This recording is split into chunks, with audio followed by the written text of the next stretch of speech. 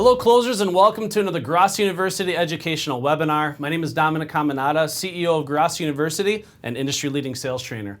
I'm extremely excited about today's educational webinar where we're going to be unpacking the secret of one-call closing.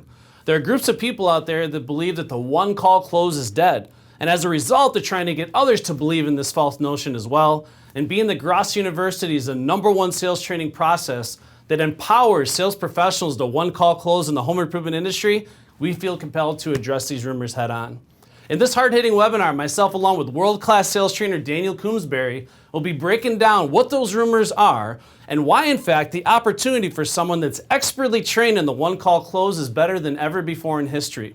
In this webinar, Dan and I will break down the very strategies and tactics required to deliver the masterful presentation and truly make the one-call close the natural conclusion to the appointment. With that in mind, we're going to kick off this webinar. Dan and I are going to explain a little bit about who we are, what our backgrounds are, and the profound impact that the right one-call closing sales process has had in our personal lives. So first of all, Dan, I want to thank you once again for joining me on another action-packed educational webinar. How's it going out there in Vermont? Oh, it's going great out here, Dom. Happy to be here with you today, buddy. Absolutely. And as always with the Grosso University educational webinar, this is going to be very content rich. So make sure you get your pens out, get your notepads out. This is something that all your salespeople should be tuning into right now. And if not, the live recording that we're going to make on demand later, make sure you send this out to them. This is going to be very impactful, and it's going to be something that can help them close more sales more often.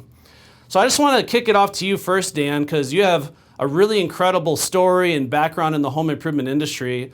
And I just love, like, with your journey, how you seem to, even though you've been in the business for what, 16, 17 years or more? Yeah. You always look for ways to continue to sharpen the axe and take your game to the next level. But if you don't mind, just share briefly how you got into the home improvement industry, kind of the first position you had when you first learned about a one-call close process and how that took your game to the next level. Yeah, so it was an interesting evolution throughout this industry, right? I actually started as a furnace and air conditioning installation technician, right? So my best friend's dad was an electrician. He got me a job at a company called 1 Hour Heating and Air Conditioning. And I ended up installing furnaces and ACs for about 5 years. And after that, I transitioned from HVAC and plumbing work into carpentry. So I became a union carpenter through the Chicago Carpenters Union. Did that for about 7 years. At which point, you know, if you've been in the trades for 12 years, your knees and your back are kind of shot. I was having lunch at the bar that my mom worked at. She worked at a steakhouse called Wildfire in Oak Brook. And I was sitting there talking to one of her regulars. And after like 20 minutes of just shooting the breeze with this guy, he goes, "Have you ever considered getting into sales?" And I had never thought of it before. I was like, I don't know. He goes, "Well, you should, man, because you could talk to anybody." And he goes, "I run a sales team." And he got me into my first sales job, which was actually selling cremation pre-planning services for a company called Neptune Society. Doesn't get much worse than that. Yeah, man, that was a trip. There was, you're setting your own appointments. From that point, I went on to work in my second job, which was my introduction into in-home sales in a parallel industry. I worked at Terminex Pest Control, and I did that for a couple of years. And that was cool because they didn't have a real system in place for how to sell, but we had access to a ton of homes. So I would go in there and we did what was called a healthy home inspection. And I would walk through, I'd have access to everything, your attic, your basement, the entire house to check for any sort of infestation or pest damage. And my boss at the time ended up leaving Terminex after a couple of years and going to a company called Window Works. And when he started working there, he called me immediately. He's like, "Dan, you got to come here because you're really good at sales with no system. These guys have a system where you can one-call close people." I'd never heard of this before. So that's how I was first introduced to the home improvement industry on the sales side with one-call closing, and it blew my mind. It was incredible. It completely changed my position in life. Yep. That's an amazing story, and that's what's cool about both of our journeys into the industry. And you obviously have more of the hands-on physical labor aspect of it, and you got to see some of the nuances because there's a lot of salesmanship that goes with all of those, home services based type products with HVAC, pest control, things of that nature. But you're able to take all that knowledge because essentially there you got to come off as an expert. You got to still be able to build trust. You got to know what you're doing, know the system, know the products. So you have that foundation of product and installation knowledge. Now you're coming into the sales side. And what you've experienced and what you train salespeople on is when you merge being an expert at what it is that you do with the right sales process together, your ability to build trust and make people feel comfortable, make them feel secure that they're in good hands when they, again, give their hard-earned money to you and move forward this daunting, scary project. So, and to your point about you being, natural at this, the first time I spoke to you, I just felt comfortable. You just have this tonality about the way you speak and the way you communicate. It's just easy to feel comfortable in your presence. And when you're talking about, especially if you're passionate about something, you just have a natural gift of being able to communicate that. But you weren't happy with that. Obviously, once you got exposed to sales, it's my understanding then you started educating yourself on, neuro-linguistic programming and obviously the art of the in-home sale and closing and objection handling, and just keep growing in that profession, something you're passionate about, but almost like an obsession. Like, I want to learn more about what sales and human behavior and human psychology is all about. Well, yeah, because like anything else in life, when you're doing something for the first time, it's fun, it's exciting, the energy is authentic and natural. But after a while, you pitch the same product over and over again, you're not going to have that same initial drive, that fire anymore. You got to stay hungry and focused on new things to implement new tools. Variety is the spice of life. So that's one of the things that I always focused on. How can I improve my skill sets to be the most well-rounded human being I can? Because that's going to let me talk to a larger variety of human beings and influence them. And that's when it got addicting, because once I realized I'm not selling windows or doors, I'm influencing people's belief systems. That was a door that opened and I couldn't close it again. I just went off the deep end. And then I came up and worked with you in Mad City, and you helped me take my game to the next level because we share that passion. Yeah, no, that's incredible. And obviously you got the Sales Academy behind you. If you just want to explain to everyone briefly what it is that you do as the world-class sales trainer for the Sales Academy Masterclass. So again, how many salespeople have you trained, and kind of what's that whole program all about? Yeah, so basically what we did is I took the training that you had put together when we were at Mad City, and that was a 3-week program. We condensed it down to 2 weeks because we're not training product specific, it's more methodology. And we work with our clients all over the country. So it's an interactive training, kind of like a seminar. Every day we do 2 hours on our Zoom link, and it's a classroom setting. So people are Zooming in from every state in the union, basically, and they're putting new sales reps through a training course. And we just walk through step by step. We combine the online platform that we offer that does a real comprehensive breakdown of all these steps as homework assignments. So they can go and watch these videos on their own and learn at their own pace. There are quizzes attached to those videos so that you can see how well you comprehended the subject matter. And then we jump into the classroom setting for 2 hours every day over a 2-week span. And we get really detailed about everything that they had studied the night before. Yeah, and you said you had someone from the medical industry that went through all kinds of high-level training, and you want to share that? That just happened today, right? Yeah, so it's always interesting being on this side of the camera. If you've ever done any virtual training, it's hard to see all the little facial expressions that tell me how interested you are. Yeah.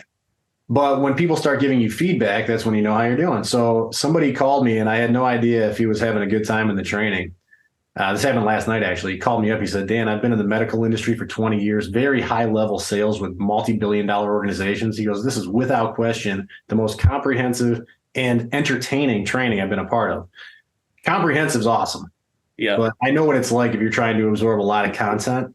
If it's not making you laugh, you're not absorbing it. It's torture. So what a compliment from this guy. I was ecstatic to hear that that was the experience he was having. Yeah, and of course, we'll dive into this more, but that's the problem with the home improvement industry is we're so far behind other industries and the caliber of training that they provide. So that was one of my missions in life here is I want to change that and make sure that the onboarding and training experience that salespeople have in this industry is one of the most professional they would find anywhere. And that makes such a profound difference in someone being able to execute a one-call close. Are you providing with all the training and skills and tools to pull it off? And ultimately instilling that high level of passion and belief in them in the process, because any process in the world is not going to work if the salesperson doesn't believe in it. So your ability to train that and get that message across and communicate that to sales professionals of all different walks of life, strengths, weaknesses, backgrounds, it obviously takes time, but that's one thing we've really tried to fine tune here at Grosso University. That journey for me began in 2010. So I started at a company some of you may have heard of called Mad City Roofing, Siding, and Windows. And at the time, Mad City had just gone from a storm restoration company that would make multiple trips out to the prospect's house. They would put the proposals and estimates in the mailbox, and they were known as a low-price competitor. And that's the thing we've noticed, a lot of clients that come to us to do a multiple-step sales process, and this certainly isn't applicable to everyone, but many of these companies are forced to be more price-driven and be a low-price competitor because now they're opening up the door for people to shop around and price shop them. And that's what was happening to Mad City. And as a result of that, because they're now a low-price competitor, they were $800,000 in debt, on the verge of going bankrupt. And then thankfully, when I first joined in 2010, a lot of people don't know this about me, but I first got into this industry with no sales experience at all. The first sales job I ever had, kind of similar to yours, at least you had some background, like going into the houses and doing like one of the foundational elements of what it is that we train on. But I'd never done in-home selling before in my life. I had a decent background in construction, so I knew about home improvements and remodeling and roofing, and I've done, many summers working on roofing crews and things like that. But sales was a complete mystery to me.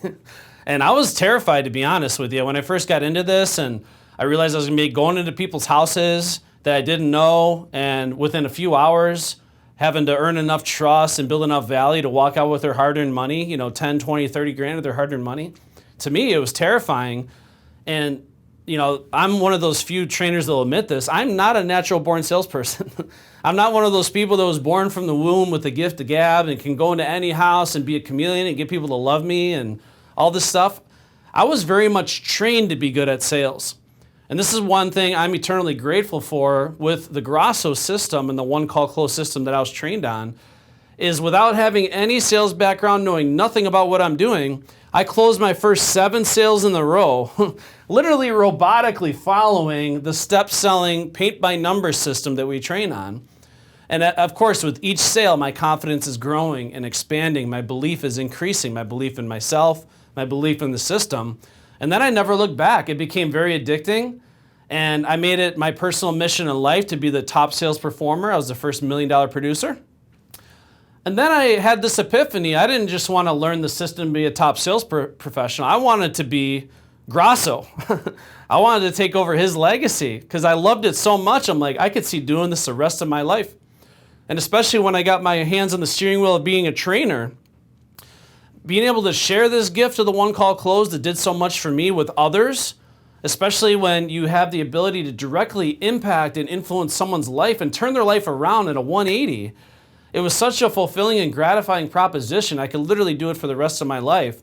And this is really the foundation of why I founded Grosso University, is I want to be able to share this gift of this one-call close, this sales methodology, with as many people as I can. And again, to get the gratification and fulfillment off of their success and their performance. And this is what our clients, they can feel that when you train them, your genuine authenticity, how much you really care about their success and cheer them on. And this is something now that you're in that training seat, that you're getting to experience firsthand how it's almost like the success of your clients and the success of the salespeople you're influencing means more to you than your success ever did. It's a whole different mindset, right? So just explain how much that kind of being in that training seat made an even bigger impact on your appreciation for what it is that we do, but being able to have that influence on other people's lives. Well, I'm a collaborative guy by nature, which is why I love sales. I like helping people solve problems. That was one of the reasons the job was so addictive to me. I didn't realize how that would translate to training. Yeah. So after training my first class, I had people who, they were doing similar work to what I was doing. We worked with guys who were in construction, law enforcement, you name it. And there's a certain cap on their salary. So these guys were making 60, 70, 80 grand a year. And they would call me and they'd be like, Dan, I just made $25,000 in a month. Yeah. And they were just head over heels. They were so excited, right? And they was so infectious and contagious for me that I didn't realize what a drug that was, man. The adrenaline rush I got from their success, it was unexpected. Yeah. And to this day, it never gets old because you're training new people every couple of weeks. When you see the change that it makes in their life, I'm sure you felt the same way. You know where I'm living now, like that would not be possible without you giving me this gift. So being able to pay that forward is kind of indescribable. Yeah. So again, just giving everyone on this webinar a little bit of background about our history and how one call closing has impacted our life. We're going to switch gears now, and we're going to talk about some of the common opinions, and I like to chalk this up as some of the myths or misunderstandings about one call closing. So Dan, I want to start off, first of all, a lot of people say that one call closing is old and outdated, and I'm going to debunk that right now because hot off the press, we actually just created a brand new sales training series. It's available for a limited time only on VHS, and it's The Buck Starts Here by Rick Grosso. Just kidding. But how would you address that if someone says, I don't like one call closing, it's an old and outdated sales strategy, it simply doesn't work anymore with the modern consumer? What would be your response to that? Well, I would say you probably lack skill if that is the case, because there are a lot of people who try to one call close and it backfires. They are perceived as being high pressure, self-interested. You're not here to help me, you're here to close me. You don't have to take that approach. And if you do, it's not going to work. It would be considered outdated and very challenging to close people that way. If you've done properly, the reason it works is because our brains are basically similar versions to what they were 2 million years ago when they started to evolve. Mm-hmm. So this system works very well if done properly because you're dealing with a human brain. And all of our brains take information in certain ways that are very different from person to person, but there's some fundamental aspects of communication that are universally true. And that's what we focus on. Yeah, and I want to kind of set the framework here for this conversation by talking about how we define a salesperson at Grosso University. So we define a salesperson as an agent of influence that can influence other people in the direction in which they want them to go. So an agent of influence means that when the salesperson enters that prospect's house, they are the thermostat, not the thermometer. They're in control over the outcome. Now, even though, truth be told, this is the prospect's house, they're the king of their own castle, we want to make them feel like it was their decision to buy the whole time. However, the salesperson is the one that truly does influence that decision. There's a lot of psychology and strategy and skills involved in order to pull that off. Because I don't care how good you are, how good your company is, how good your reviews are, I venture to guess that there's not a single one of your customers that wakes up in the morning that you have an appointment and says, man, I can't wait for ABC company to come into my house so I can spend 30 grand on new windows. Like, nobody says that. So in order for that to even happen, a salesperson has to work really hard and follow a proven process and understand the psychology and how human beings make decisions on emotion and how to have a major impact on their belief system through seeding and layering, effective price conditioning, differentiation, all the things we're going to talk about on this webinar. But with the right sales process, there's such a large amount of strategy involved that when you master this, you feel like you can pretty much go into any house, and because of how smooth the process is and how you're able to build connections and relationships with people of all different walks of life, obviously create loads of need and urgency, get them to truly want, desire what it is you're selling, you feel confident that you're going to be able to come out with the outcome you desire more often than not. And you're going to hear me say that a lot in this webinar. My goal for any sales professional is to be able to come out with a sale at least half the time. And as we'll talk about, that should be your minimum expectation for yourself as a top closer in this industry.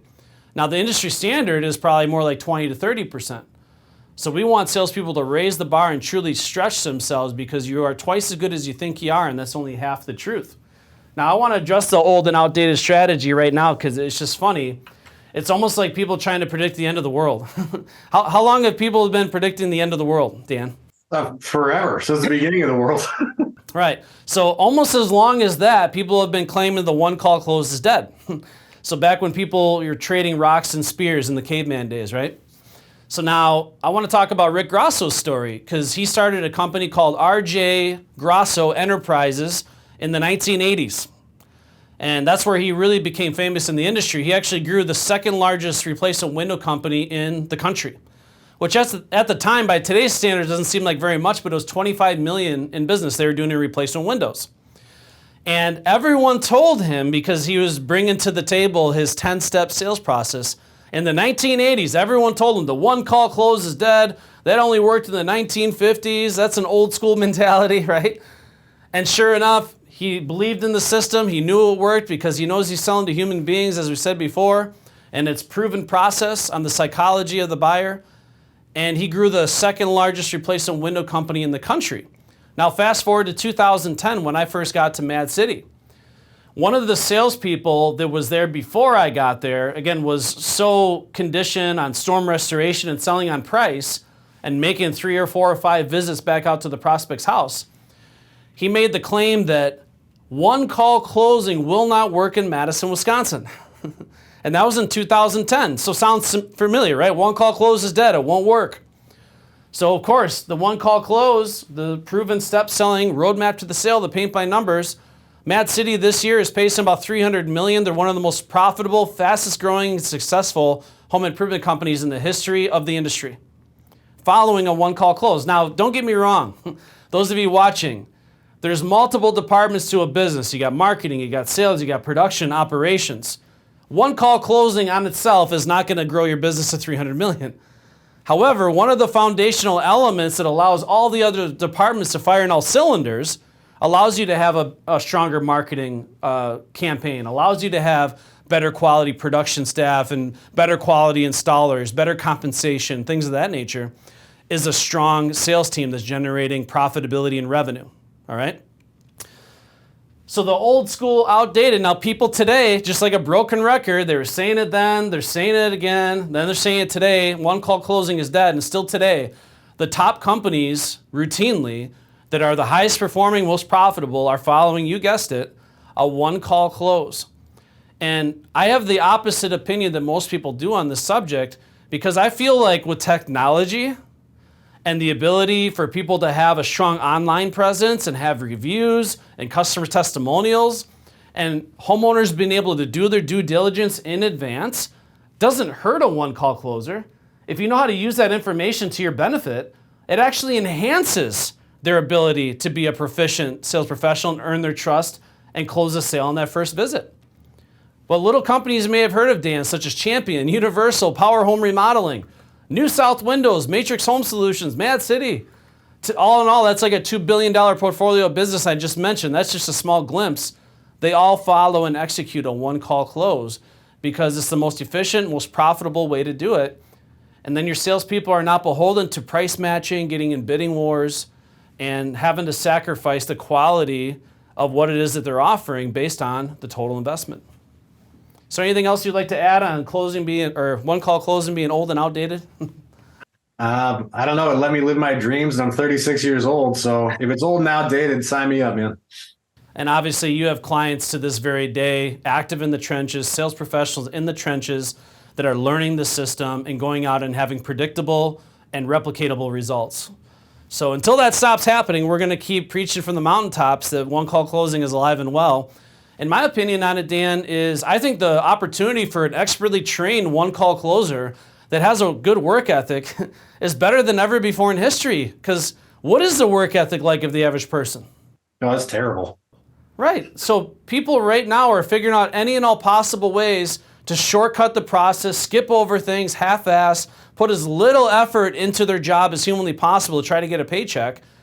So if you have that work ethic, you have the proven process, your ability to set yourself apart from the competition and stick out like a sore thumb and bring that masterful presentation to life in a way that nobody else does, I think is better than ever before because the competition's weak.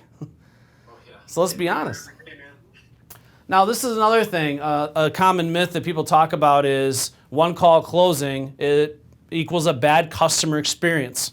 So what would be some things you would say about that in terms of one-call closing automatically mean that's going to provide a bad customer experience? Well, I think any sales rep who has been doing this job for a while has been guilty of running a lead and creating a bad experience for a homeowner. I raise my hand there. I've done that. Mm-hmm. It's usually because I'm not paying attention to them. I'm focused on what I want. Mm-hmm. But that's a lack of technique, right? That is not about the system. That is about the person who's implementing the system. Yep. So when I look at executing this the right way, what are we really doing?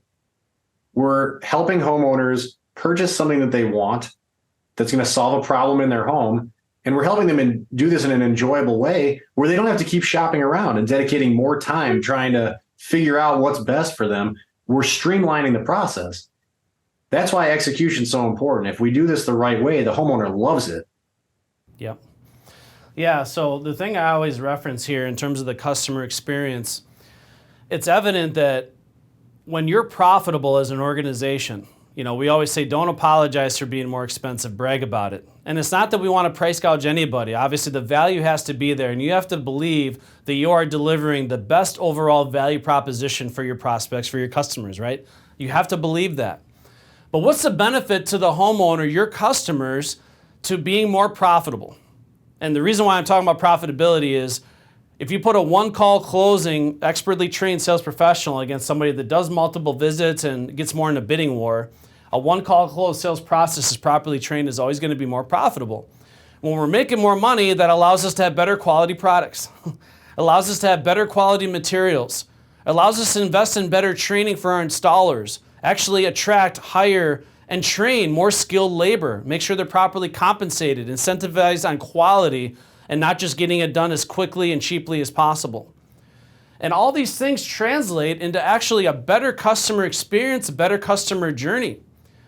And the difference is if you're a one-call closer, it doesn't mean it's wham, bam, thank you, ma'am, thanks for your money, and then never talk to them again, although there are salespeople that are guilty of that. If you're a one-call closer, the goal here is to treat your customers like royalty. Truly give them the red carpet treatment. Send them the birthday cards. Go visit them after the installation or during the installation. Go, on a golf outing, go fishing with them. And I had salespeople doing all kinds of fun stuff like that with their clients. Make them feel special. That's one of the things we train on extensively at Grosso University. When you go into every house, you got to promise yourself you're going to give them the best presentation they've ever seen. And I want to make them feel like the most important people in the world.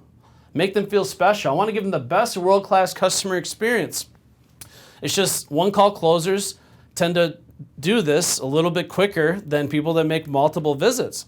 It has nothing to do with an inferior customer experience. If anything, the warranties, the quality of materials, the installation caliber, the crews, all that stuff, when a sales team is profitable and generating revenue, they're able to be a lot more dialed in all those different elements of that customer journey, ultimately leading to a good customer experience.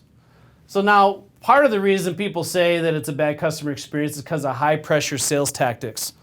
Now, why does it happen that salespeople end up being high pressure? Is it because of the one-call close, or is it something else? Well, it's usually a deficiency in the process. So if you feel like you have to hammer close somebody, just close and close and close and close, you got to look inward because something went wrong an hour ago. That's the way I always describe it. Yeah. You shouldn't have to close people to death. The greatest close in the world is a masterful presentation. By the time we go through all the information, I've uncovered all of their motivations, their hot buttons. I've displayed how our product solves all of the problems they're dealing with, not short term, but permanently. They should want to buy it. They should be saying, I want this, I need this, I have to have this. And at this point, how hard do you have to close? Yep. Yeah, I don't care how many times you meet the homeowner. If you're trying to force anyone to buy something they don't want, it's going to create pressure. Especially if you're not having the proper pacing, if you don't listen. You don't ask questions. You don't keep the spotlight on the homeowner. If you just talk over them, or like you said, machine gun close after close, build pressure, you get confrontational. And I've seen it all. I've seen salespeople that can seemingly close for unlimited amounts of time because they're great at demonstrating empathy. They're great at using takeaways. They're great at relieving pressure, keeping them comfortable and relaxed, keeping it light, keeping it fun. Smiles go miles. And then some salespeople that talk themselves out of the sale and create pressure within 10 seconds. But again, like you mentioned, high-pressure sales is lack of technique. It has absolutely nothing to do with whether it's a one-call, a two-call, or a five-call close. It's how the salesperson is navigating the process that matters. And to your point, more often than not, when there's pressure on the table, a lot of it is, again, the nonverbal stuff, right? What's your tone when you're talking to them? What's your voice inflection? What is your facial expressions and your body language signaling to them? It's not what you say, but how the prospects perceive what you're saying that matters. And this is where sometimes you can listen to recordings of salespeople at the negotiating table, and they have this intense, confrontational tone about it because maybe there's some anxiety built up, or maybe they're getting angry because they got an objection and they're jumping down the prospect's throat. But if you're creating pressure, that means that we need to go back to the drawing board. Like you said, what happened over an hour ago? Where was the malfunction in the sales process, right? Because ultimately, the goal is to get it to the green, and when you're trying to earn someone's business, you shouldn't feel like you're having to hack it out of the woods or out of the sand trap to earn their business.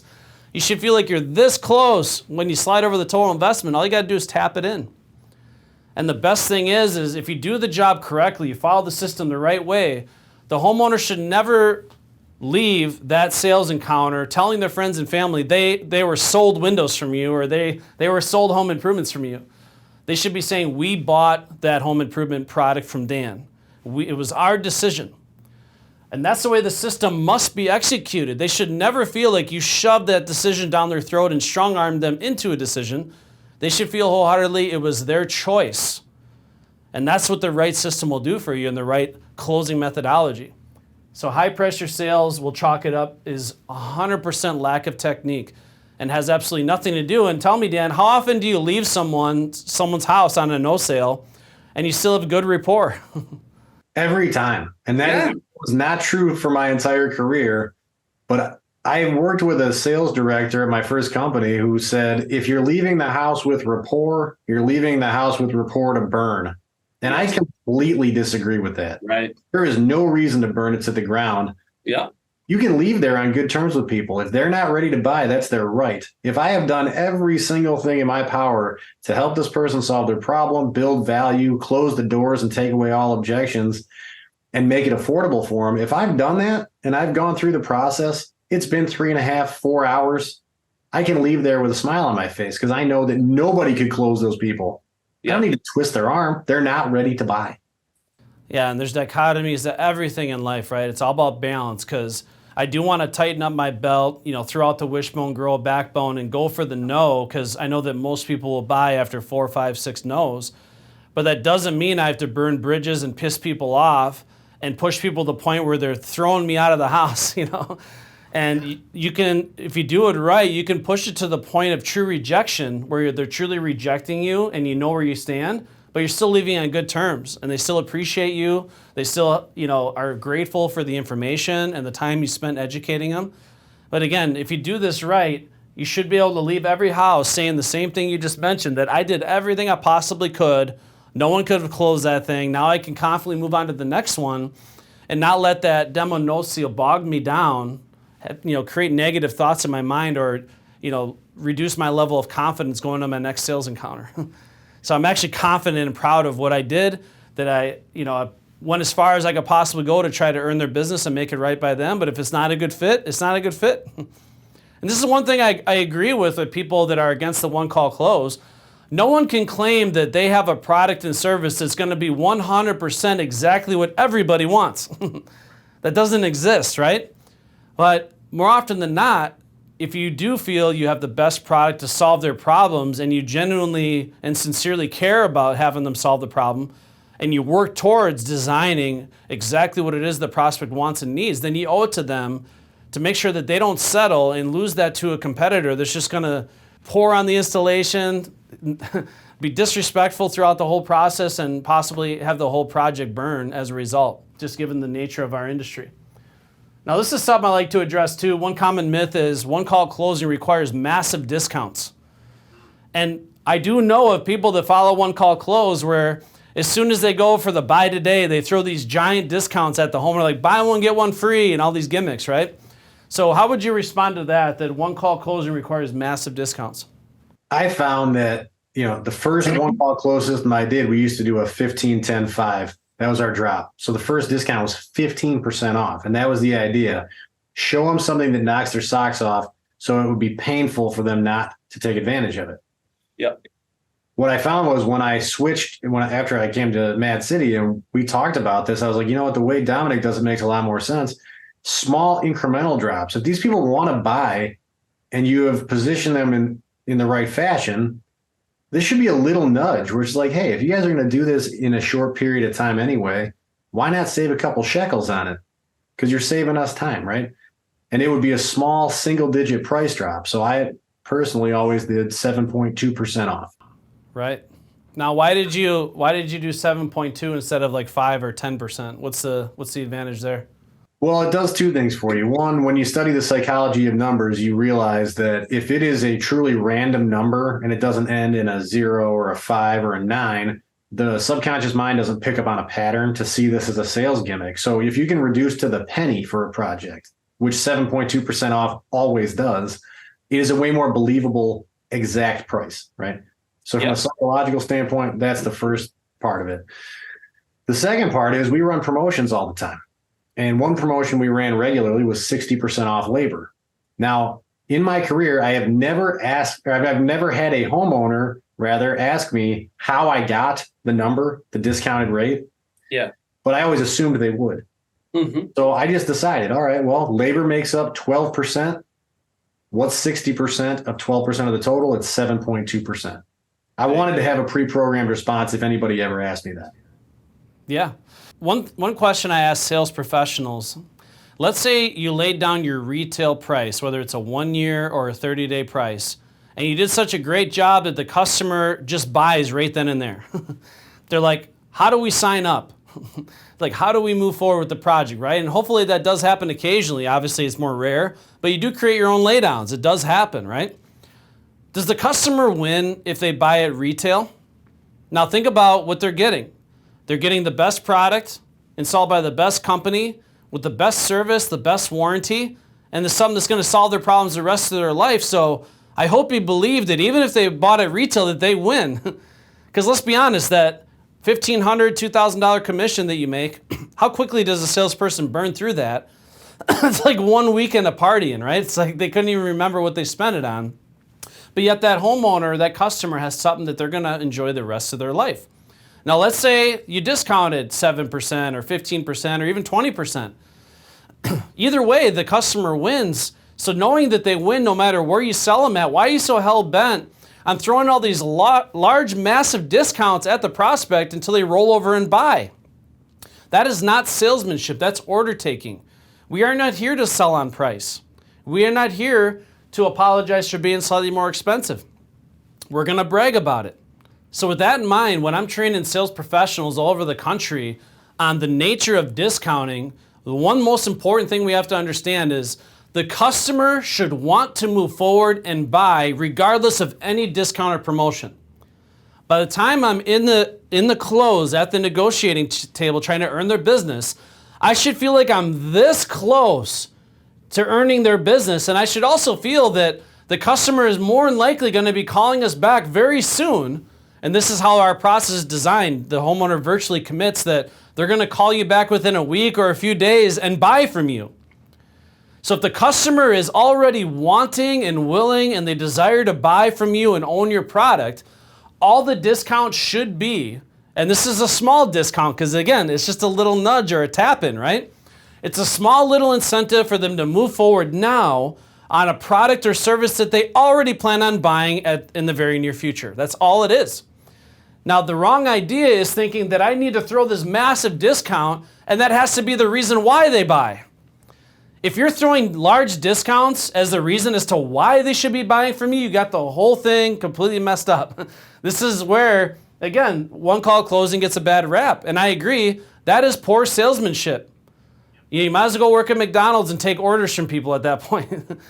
So if you spent 2.5, 3 hours building value in your company, your product and service, and then the first thing you do is start launching all these big discounts at your customer, what in the heck are you doing? All you're doing is you're losing credibility, you're devaluing your company, your product and service, yourself. And I've made this mistake early in my career. I can recall sales encounters where I threw too big of a discount at my customer too quickly, and they immediately got turned off. They're like, this is ridiculous. This looks like a scam. It's a joke.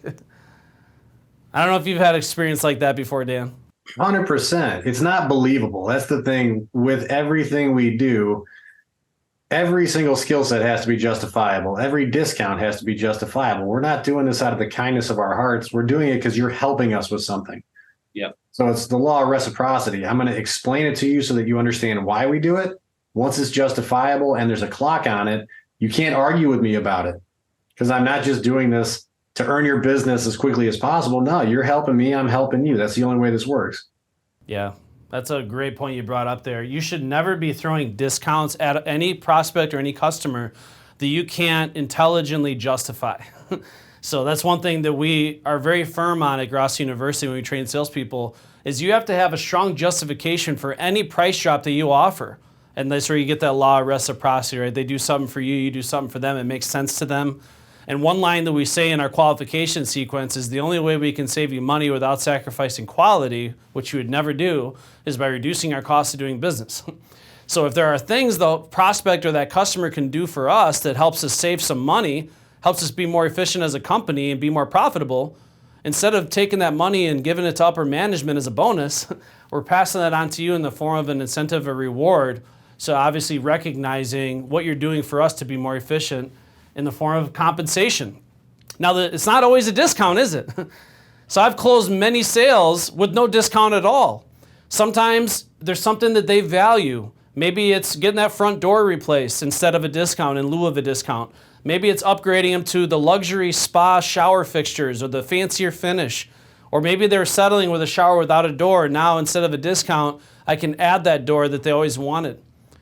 So the whole notion of large discounts is required in a one-call close. Again, that's poor training, and I'm sorry if you guys are getting trained on that. That's not at all the way you should be trained. You should be expertly trained on delivering that masterful presentation, building such tremendous walls of value that the homeowner says, I want it, I need it, I must have it. And all the discount or major incentive is a slight nudge forward to get that customer to move forward the project now that they already plan on doing. That's the caveat. You should feel like they're already committing that they're going to buy from you very soon. So if they're going to buy from you soon anyway, it makes sense to offer a slight incentive or an upgrade or whatever carries a higher perceived value in their mind to move forward right now, and let's get the project on the schedule. Right? So very, very important. So let me ask you a question, Dan. There's a lot of people that also talk about one-call closing being extremely unprofessional and a lot of times borderline selfish. So what would be your response to that? And obviously, there's salespeople that fit this profile in any type of sale, whether you're one-step, two-step. There's a lot of unprofessional salespeople, especially in our industry, let's be honest. There's a lot of unprofessional companies, contractors. This is why one of the number one industries for complaints and bankruptcies and dissatisfaction. But would you say that all one-call closing is unprofessional and selfish in nature? No, absolutely not. People who are bad at it make it feel that way, and I think that's why it gets such a bad rap. Because, as a customer, if somebody came to my house and tried to one-call close me and they were trying to strong-arm me into doing something I wasn't ready to do, I would hate the entire process as well. So I understand why people think that, but once again, it's a lack of technique. I don't think it's unprofessional if it's done properly. In fact, I've had so many clients who have thanked me profusely for taking this project off of their plate. This white glove treatment that you're giving us made us so confident and comfortable to move forward with you that we don't have to waste any more time shopping for this. This is exactly what we wanted. We're so glad you came out. Is that unprofessional? If you get people saying that stuff to you, you're executing a system properly. Yeah, and let's be honest, what type of dress attire does the average sales professional wear in this industry?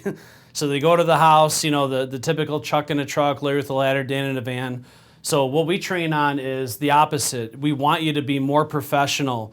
We want you to come into the house, professional dress shirt, polos with your company branding, tucked in, belt, nice pair of pants, almost like a professional Bob the Builder, right? But you're also going to show up on time. You're going to be extra respectful of their house. You're going to keep the spotlight on them, not just make it about you.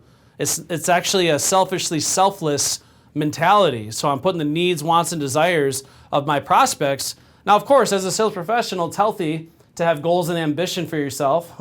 You obviously want to hit your benchmarks. You want to be financially independent. You want to make money, but you do it by helping others get what they want. So that's the old Zig Ziglar quote, right? If you want to get what you want, help enough other people get what they want. So that's a selfishly selfless mentality. But I think it's the opposite. And I think what truly makes a good salesperson is being a good person. Sales, the whole profession of sales has a really negative stigma towards it, doesn't it? Sleazeball, scumbag, blood-sucking, lying, thief, and son of a... I'm not going to finish that, but you get the idea. But we train the opposite. If you're a person of integrity, someone that truly shows empathy and is authentic and genuine, and truly cares about helping them solve a problem, and you can convey that passion, and that genuine authenticity, you're going to have no problem being able to earn trust and build rapport and make that close the natural conclusion. So again, it's flipping all this stuff upside down. What a lot of people think is the definition of a typical one-call closer. And again, they may be right a lot of the time, depending on how these people are trained or what their background is. But in our mindset, it's the opposite. You have to be more dialed in and professional. You don't have to throw massive discounts. It's not a high-pressure sale. And you know you executed it right, and I know you've experienced this firsthand, is when you walk into a house and the homeowner throws that objection at you right away. Just so you know, if you're going to be the same high-pressure salesperson that we just had in here an hour ago, you might as well leave. And you do such a masterful job educating and building trust, making a connection with them, earning their respect, being the expert in the room, keeping the spotlight on them, asking them questions, listening, practicing true deep-rooted listening, right? Seating, layering, following that roadmap to the sale. All of a sudden you get to the close and they're buying from you on the first visit. And as they're buying from you on the first visit, they're thanking you for not being the same high-pressure, unprofessional salesperson they just had in there an hour ago. That's when you know you knocked this out of the park. And this is why the strategy and the training are so important. And this segues perfectly into my last point here that I wanted to address. Some people have this idea that, and again, I get it. There's a lot of sales trainers out there where they're high in testosterone, these macho men screaming like, "Oh, salesman." And don't get me wrong, I got some big arms, I'm proud of them. But they have this idea that being a one-call closer is an aggressively masculine proposition. So what would be your response to that a one-call close sales process is overly masculine in nature? Well, I mean, I think it's just patently ridiculous because right off the bat, if I just look at the way men interact with people and the way women interact with people, women have just a way higher propensity for empathy naturally. I think it's necessary. And that's why some of the greatest salespeople I know are women. These are not masculine women. They're women who are really good at influencing people through empathy. Empathy is the greatest tool we have as salespeople. In fact, some of the more masculine guys that I've trained, I have to teach them how to do this. Yeah. It's that old mentality. If your only tool is a hammer, everything looks like a nail. Yeah. You can't just have one tool in your arsenal. If you're super type A, super masculine, sometimes we have to coach some of that empathy into you. Yeah, I agree 100%. That's one of the core fundamentals of what we train on to build trust with somebody is you have to be able to demonstrate sincere empathy throughout the sales encounter, especially in the close when price is on the table. That empathy has to be radiating, right? But my answer to this is I think a lot of people confuse being overly masculine with being extremely confident and courageous. Because a lot of people don't think about this in sales. We are going long-headed into one of the things that human beings naturally fear the most. And that's the definition of what courage is simply being willing to do things that other people fear. Now, why do people fear the profession of sales? Well, rejection. Being rejected is one of the things that people fear the most of anybody. It's ingrained into every human being. And some people fear it more than death. That's why some people fear public speaking more than death, because they're fear of being rejected, their message not being well received and being rejected by the audience. It's humiliating. And we can go back to the dawn of humanity, being banished or rejected from your respective group of people was worse than the death sentence. They would rather have the death sentence than be banished, and they're going to die anyway, right? But courage, I want everyone to think of the word courage. And there's a quote that really stands out to me. I think about this a lot. It's the secret to happiness is freedom. And the secret to freedom is courage. That's one thing I think our country needs to remember. We got to have more courage in this country. And the secret to courage is what? Knowledge. Knowledge is potential power. Obviously, how it's used is what matters, but knowledge is power. Knowledge provides courage. And this is where I can say 100% sincerely, wholeheartedly, what gave me courage as a sales professional in this job and what gives me courage as a trainer is my knowledge and expertise of mastering the system. We always say at Grosso University, the system reigns supreme. And this is something because it's the foundation. Now, every sales rep has to make this their own. I like to think of this like learning how to golf, right? So if you ever take golf lessons, they're going to teach you how to stand, bend at the knees, put the ball in your stance. They're going to teach you how to lock your fingers, how to grip the golf club, how to do a proper backswing, follow through, all that stuff. They're going to teach you the basic fundamentals of how to swing a golf club. Now, just because I got the training doesn't mean I can go out on the PGA Tour and outplay Tiger Woods one-on-one, right? In his prime, not right now. You might be able to now. I'm just kidding.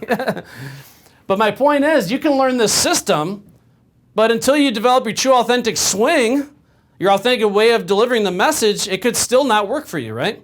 So that's one thing Dan and I spend a lot of time doing with reps. Obviously, you have to master the system. That's your foundation.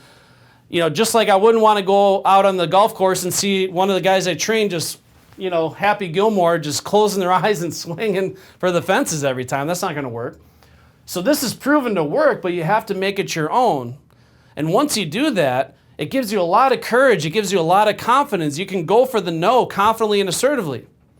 So there's a study I wanted to talk about. It actually showed that 92% of prospects have to say no at least 4 times before they say yes. Now, here's why this is a problem. So they said 92% of people have to say no. 92% say no 4 times. So 4 no's. 80% of salespeople, they give up after the 3rd or 4th no. So 92% of people say yes after the 4th no, and yet 80% of salespeople give up after the 4th no. Can you see how just going that one more step into the close, going for one more no with a relaxed, assertive confidence, can help you tap into the massive ocean of opportunity here when most people buy? Now, Dan, would you rather go for those no's after price is on the table, or would you rather do that proactively throughout the process? I mean, it's a no-brainer. There was a book I read by Jim Camp called Start With No. And as soon as I read it, I was like, I'm going to get these homeowners to say no 30 times before they see the price. Yeah, and my closing percentage skyrocketed. So this is one thing that people have to understand. This is where we're going to talk about the secret of one-call closing. The secret of one-call closing is the following. Through the right strategy, the right methodology, the right process, proactively overcoming the common objections, the common no's that you get at the negotiating table before you get to price, before the total investment's on the table and you're attempting to earn their business. So then more often than not, you have funneled this entire thing down to one thing and one thing only, not price, but affordability. If a sales rep executes a one-call close properly, before they even deliver price, all the objections should have been isolated and eliminated, ideally in a perfect world, and affordability should be the only thing that's stopping them from owning your product right now. And that's what we're going to unpack here. That's what we're going to unpack on the secret to one-call closing. How do we do it? How exactly do we funnel it down to affordability, get the no's out of the way proactively? Because the best way to overcome any objection, listen up, those of you watching, the best way to overcome any objection is to bring it up first and overcome it proactively in the mashup presentation. So by the time I get to the close, I've already gotten these no's out of the way, and the close simply feels like the natural conclusion. Now let's talk briefly about why people do not buy. There's only a handful of reasons why people don't buy. One is they lack trust. If they don't trust you, they ain't buying. I don't care how much they like you. If you don't have trust established with your prospects, they will not buy. Now, of course, we want them to like you, but trust is an absolute must in sales. So how exactly do you build trust? Lack of need or urgency. I always joke about it. I say most prospects that start procrastination clubs, they just never get around to it, okay? So people have a tendency and a habit, it's just human nature to put things off and put things off. Those men watching this, I know you're guilty of it. You can start a project, but good luck finishing it, right? So I'm really good at starting projects, but finishing them is a whole different animal. But lack of urgency, right? We want to create high levels of need and urgency about getting the work done. Lack of want and desire. Nobody should be spending any time trying to earn someone's business if they don't want and desire what it is that you're selling. If there's no want and desire, you're doing them an extraordinary disservice, and that is a selfish, unprofessional proposition at that point. So how do we go about creating high levels of want, need, and desire for our product? Of course, if people lack information, if they feel like they don't have enough information to make an informed decision, That's going to obviously play into why people don't buy. And then last but not least on the list here is lack money. I'm going to erase that. Obviously, if they lack money or feel like they can't afford it, that's going to be another reason why people wouldn't buy. So let's address these one at a time here, Dan. So let's first talk about the lacking trust element of why people don't buy. So what are some things you train on to sales professionals, some strategies that they can put to work for them to build trust? I know we've talked about some of them already, but what are some of the things you talk about in your sales training to help sales reps better build trust and actually use it as a strategy? Well, we talk about how there are truly 4 keys to building trust. And we've talked about the first one ad nauseum here, but empathy. Empathy is incredibly important because at our core, human beings want to feel understood. And if you can implement empathy in a tactical way, they feel heard and understood. So there's an old Brian Tracy quote. He says, people don't care how much you know until they know how much you care. This is what we're talking about. You have to get on their level. And I had a great deal of success where I would just listen to people. I would ask multiple questions, layering questions, until they would start telling me everything about themselves. And by the time we got there, I had a really good idea of who they were, what their motivations were. I could summarize the way they feel about the project and just package it up, put a bow on it, and hand it back to them. And they'd be like, yes, that's exactly right. If you can get somebody to say that's right, they trust you because they feel that you completely understand them. So empathy is key. Yeah, empathy, because all human beings, as you mentioned, have that innate desire to be understood. And now we want to emphasize that empathy does not mean sympathy. So obviously empathy is very healthy, and that's just in life. You have to show empathy because anyone you talk to, I don't care if it's a prospect, a customer, a friend, a family member, anytime you're talking to anybody, they want to know and appreciate the fact that you understand them and their position, their situation. Otherwise, you're not going to have a lot of friends. Now, sympathy is different, though, because sympathy means you feel the way they feel, don't just understand the way they feel. And that's dangerous for any salesperson to have sympathy. Now, you can have some slight sympathy in certain situations, but if you're sympathetic 100% of the time in the prospect situation, they're going to steamroll right over you because that means then any objection that they give you, you're going to take as a holy gospel. And basically, when they say they got to think about it, when they say they got to sleep on it, all these common reflex responses, you're going to be like, yeah, maybe they do have to think about it. They're going to call me back. Still waiting for the phone to ring, right? So I always share that story. I had a sales professional that I trained that had an $84,000 cash callback for Windows in his first week on the job. His first week on the job, the customer says, we'll call you back. And sure enough, a few days later, they called him back and paid $84,000 cash for Windows. And then I asked the obvious question, what do you think happened to that sales rep's performance after that callback? It literally dropped off the face of the earth. He went 0 for 30, couldn't close the door with the wind behind him because he believed now that every time someone said they're going to call him back, that they actually would, that he was the exception to the rule. So don't get me wrong. Here's one thing that I'm going to say publicly. Callbacks can happen. They can happen. However, if you're trying to rely on callbacks to make a long-lasting career and be a top performer, good luck. It's not something I wouldn't want to hold my breath and bank on to make a really successful career. But empathy certainly is important, and you have to be able to demonstrate how much you truly care and appreciate and are listening. And this is why it's important. We're getting all this information from RealVoice, where they're analyzing 500,000 sales encounters and documenting what the top 1% of performers are doing. And all those things kind of tie back into empathy. They listen more. They're more patient. They ask more questions. They make it more interactive. Those are ways you can demonstrate empathy. You're keeping the spotlight on them, not on yourself. Which ties into the next thing. It's important also that salespeople can be authentic. Now, this is the balancing act. And what I mean by authentic is ultimately you got to figure out your true authentic way of delivering the message. Because if you're going into a house and you just sound like a robot regurgitating a script, nobody has patience for that garbage. Right. They're going to kick you out of the house in 2 seconds. So authenticity matters. So now one thing I want to ask you, Dan, is how does a sales professional balance being authentic but also being a chameleon in the house? How do you balance those two things out? I mean, it sounds ridiculous, but be an authentic chameleon. If you are truly trying to help people solve problems, you got to understand how people behave, how they interact with other people. We usually surround ourselves with like-minded people. You know, my old man always says, "I'm always happy to see me." And I took that to heart. He's been saying that since I was a little kid. In sales, I can be whoever that person needs me to be.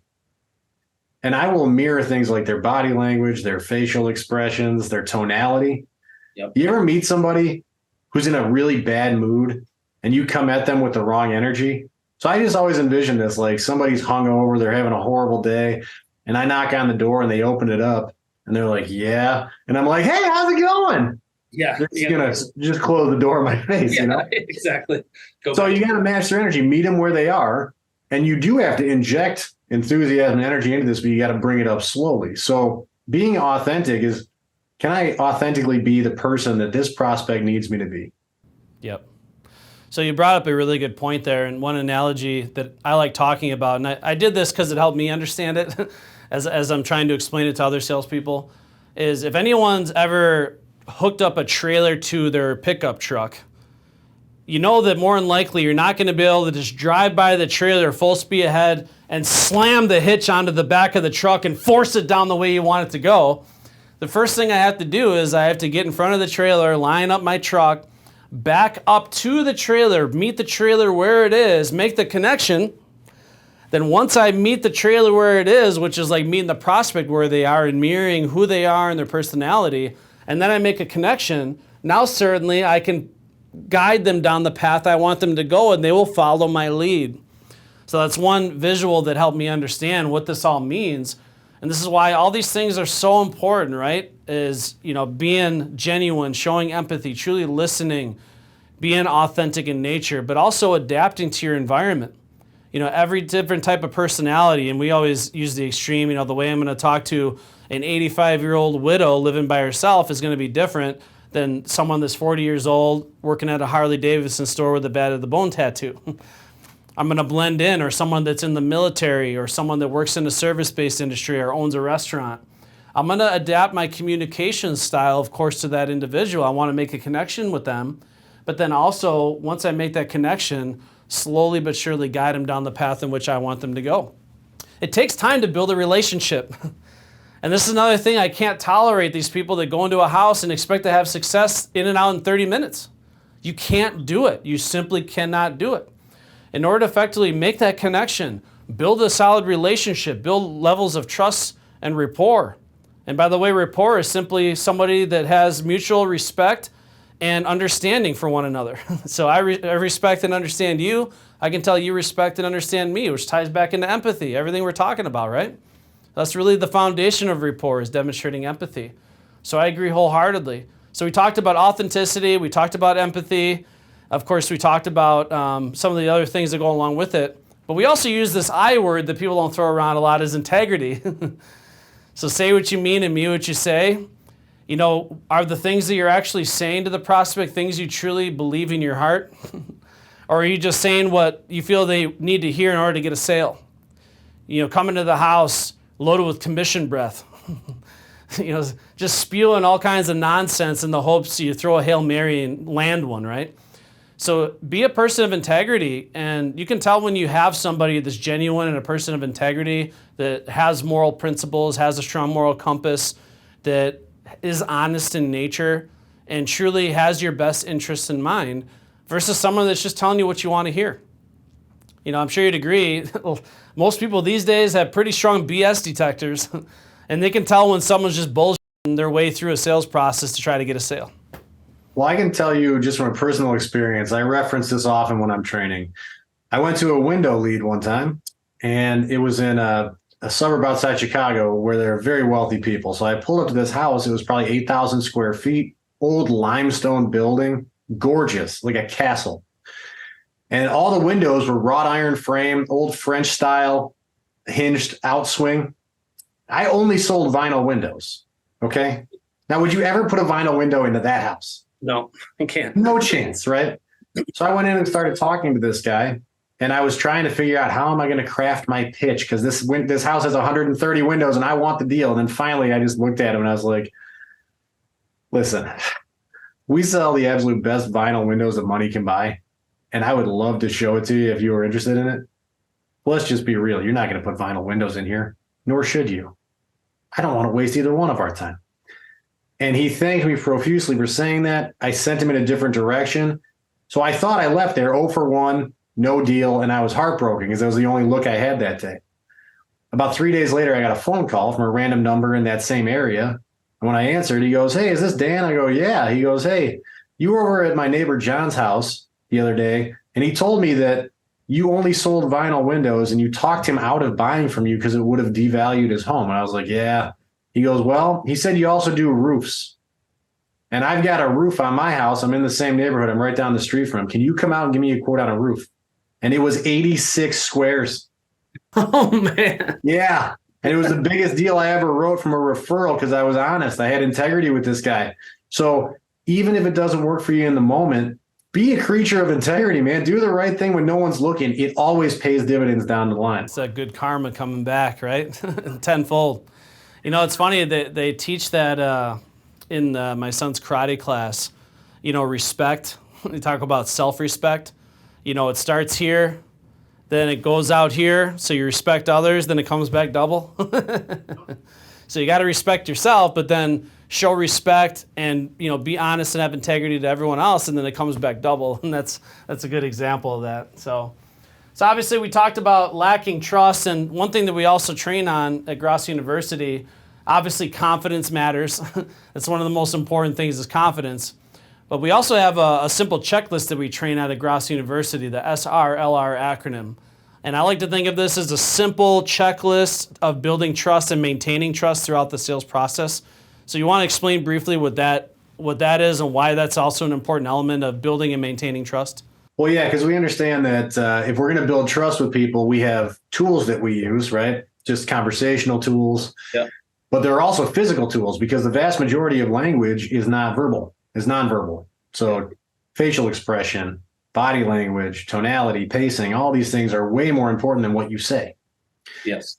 So SRLR is simply smile. We say smiles go miles.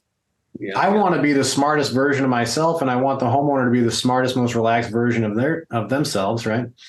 So when you smile, you release a bunch of neurotransmitters in your own brain, dopamine, serotonin. You're happier. When you're happier, you're up to 1 standard deviation smarter. Yep. When I do that, I hit mirror neurons in your brain and you smile back at me. So now we're both relaxed, smart, intelligent people, and we can better attack a problem together. So smiling is crucial. Yeah, have a much more productive and intelligent conversation. Some people define the smile as a gateway to the soul. And I forget what book I read this in, but it made sense to me. It's like the smile is so powerful. You could literally be walking down the street, having a really awful day or having stinking thinking, and a stranger you've never met walking by you can hit you with a genuine, heartfelt smile. It literally has the power to change your whole day. And I think the mistake I see some salespeople making with this whole smile thing is they do a pretty good job in the beginning when they're, warming up with the prospect, discovery, even during the presentation. But then as soon as they get to the negotiating table and try to earn their business, the smile goes away and now they're all freaking serious, being all confrontational. It's like, you got to keep the smile, keep it light, keep it fun throughout, even in the close, especially when price is on the table. Keep it fun, keep it light, keep those neurotransmitters firing. I agree 100%. So we want to repeat their name. So smile, repeat their name. Repeating somebody's name is important for so many reasons. It's really important for me, the sales rep, right? Yeah. Because if I don't know their name, I get into panic mode. I don't know if any of you guys have been through that before. And one of my weaknesses, especially early on, and really to this day, is I'll reach out and shake somebody's hand and introduce myself. I'm like, "Hey, I'm Dan. How you doing?" And they're like, "Hey, I'm John." I'm like, "Hey, John, nice to meet you." As soon as I pull my hand back, I forgot that person's name. Yeah, I'm terrible at that. The story I always share, which I guarantee people watching this can relate to, is when you literally go through the whole sales process and you close the sale and you're trying to fill out the paperwork and you look quickly at your email, like, what are their names again? Like, I don't want to make it look like I don't know their names. Or my favorite, I've been on many ride-alongs because we role-play John and Mary so many times. And the sales reps literally call them the husband and wife John and Mary, and that's not even remotely close to their names. And they do it so confidently, the homeowner doesn't even correct them. Until they get to the end, they call them John and Mary the whole time. But yeah, I always like the quote from Dale Carnegie. He's like, one of the best ways to win over friends and influence people is by using their name, get on a first name basis, like sweet music to their ears. And this is admittedly something for me, again, I was bad at when I first started. I had so many situations like that where I get to the end, I still don't know their darn names, because just like you, it's almost like when you walk through a doorway and obviously your brain is focusing on this brand new environment, you forget everything you just did, where your keys are, where your wallet is, am I even dressed? It's almost like you just got a wall of amnesia hit over you. That's what happens to me after I shake someone's hand. It's absolutely unreal. So we smiled and we repeat their name. What's the next element of building trust? Well, we have to make strong eye contact, right? Because if you don't make eye contact with people immediately, that is the universal sign that you have no confidence in what you're saying, you're hiding something, and I don't trust you. Yeah, if you're timid or uncertain about what it is that you're saying, if you lack confidence, you're going to avoid eye contact. Now, of course, truth be told, eye contact does not necessarily mean you're trustworthy. They always say some of the best con men in the world will look you right in the eye as they're ripping you off, right? But there's something psychologically to where if someone avoids eye contact, it's almost impossible to trust them. And because they seem more uncertain of themselves, you're not obviously standing out to them as an expert, as a professional that they can trust. So it's one of the more powerful things. Now, you can overdo any technique, right? So you can use their name too many times. You can obviously smile too much. What if you never stop smiling the whole time? You're just like, hey, John and Mary, how you doing today? You're just like, well, let me go ahead and get that proposal job. It's like, what the heck? It's like they thought you lost your mind. You never once take your eyes off them. Like, let me go ahead and grab my samples out of my kit here. Oh, let me go out to my car real quick, and then you smack your face against the door jamb, right? So you can overuse any technique, and that's true with all of this stuff that we're talking about. But when you're trying to maintain eye contact, what's a simple rule of thumb that you train to your salespeople, some of the fundamentals of like how to maintain eye contact or what percentage of the time? Yeah, we usually say a good rule of thumb is between 50 and 70% of the time. It's usually a pretty decent ratio. At least most of the time, right? Now, should I just focus on one person or should I try to distribute eye contact evenly? Well, that is a great point, because if I'm talking to two people, I have to distribute equally to make sure they're both engaged, make sure they both feel like they're involved with this. I'm looking to both of them for approval, Yeah, because if one person feels left out, they don't feel like they're a part of the conversation, they're going to tune you out and they're going to squash the entire operation. Especially like if you have more than two people, it can be challenging, right? So I've had presentations where I've had 5, 6, 8 people. Even if you have 8 people you're presenting to, you want to try to make sure you're including each one of those individuals into the conversation by locking eyes. So I've actually been reading more books on public speaking because I'm getting more involved in large speaking engagements. And they said even if you're speaking to 100, 200 people, you want to try your damnedest to lock eyes, even if it's for 1 second, with with everyone in the audience at least once. Because if I'm seeing someone speak or I'm part of this big conference or seminar and I'm listening to this guy flap his jaw or gal and they completely avoid me the whole time, I don't feel like I got that one-on-one time, even if it's for that split second, I'm going to be a lot less receptive to the message. I'm actually not going to appreciate the experience as much.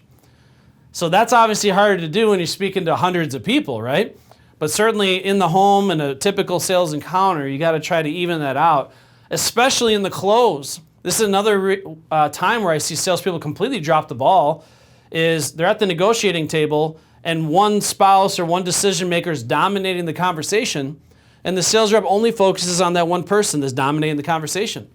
Especially in those situations, I need to make sure I'm including the other person, our decision maker, into the conversation, because little do I know that could be my ally and they could close the sale way better than me. So eye contact matters. Making sure I'm aiming for that 50 to 70% of the time. So again, I'm going to smile gold miles. I'm going to use their names throughout the sales encounter, get on the first name basis, make them comfortable, feel like we get to know each other, build that relationship. I'm going to maintain eye contact. And the last thing is what? What's the last part of the acronym? We relax them. We relax them. So how do we keep them comfortable and relaxed, and why does that matter? Well, you got to think, when they're relaxed, as I said earlier, they're smarter, they're more engaged, they want to participate in this. But the other thing to keep in mind is they always have home field advantage, right? We're always at an away game because we're coming to them in their home. But if you're uncomfortable in your home, how uncomfortable are you? I mean, that gets cranked up to an 11. It's not a neutral site. So we have to make sure they're relaxed throughout the entire process so that they stay comfortable in their castle.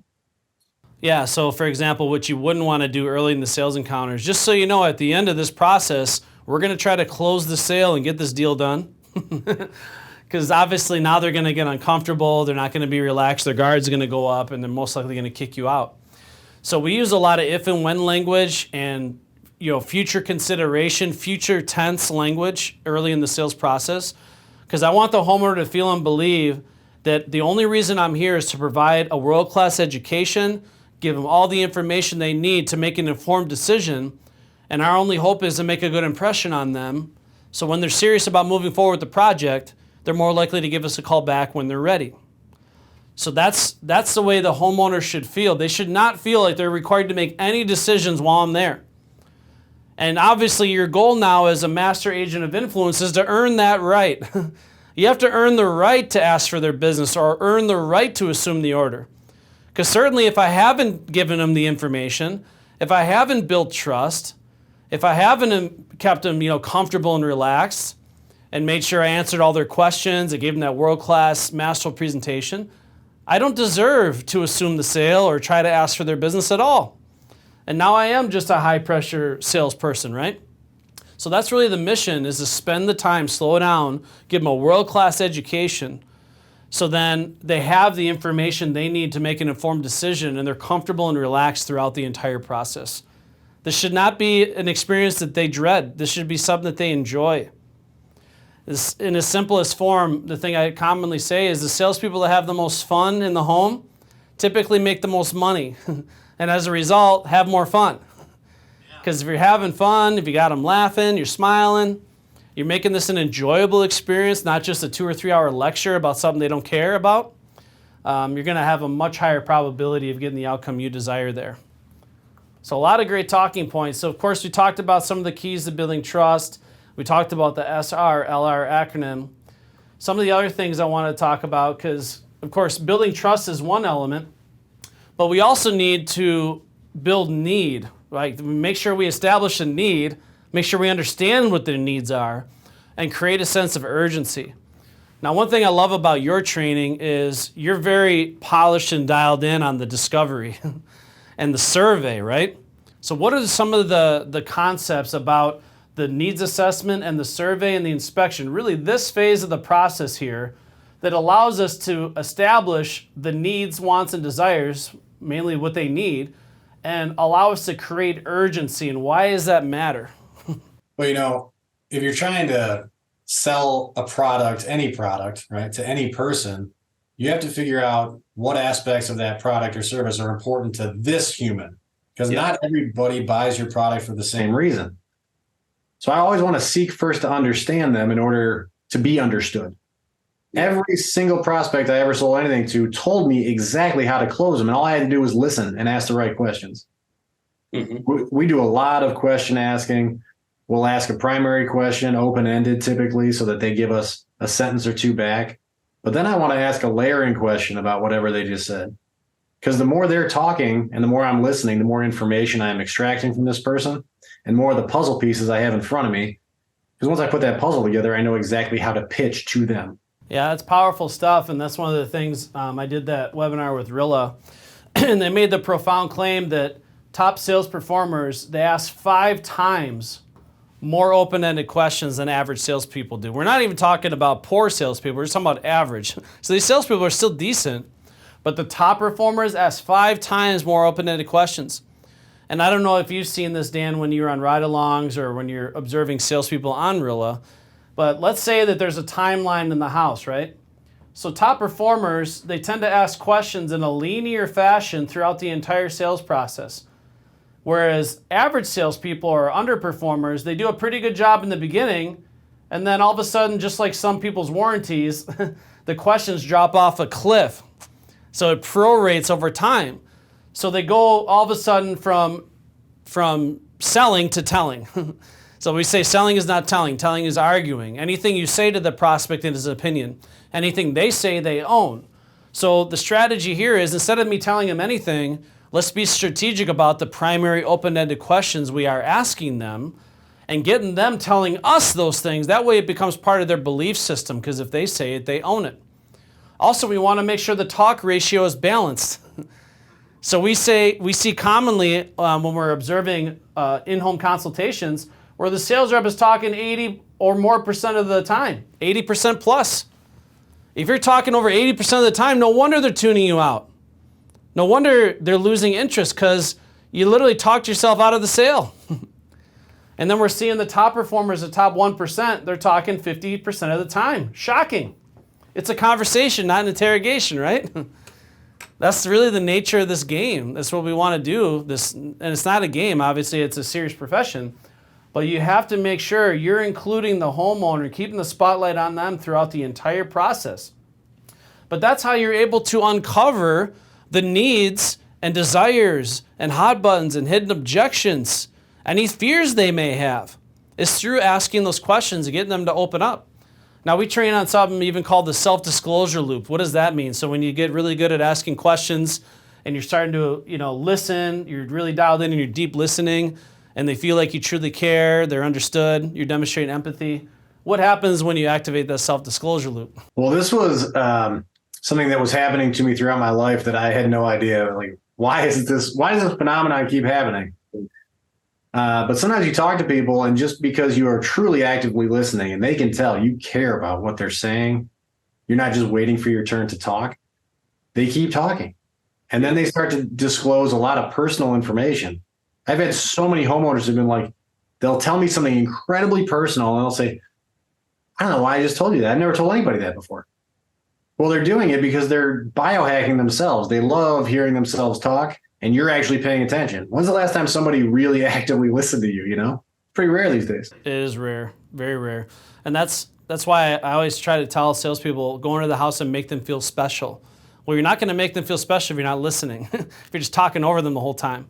And that's another element. Now, listening is commonly misunderstood as a passive sales approach, and it's actually one of the most active and challenging things for any salesperson to do.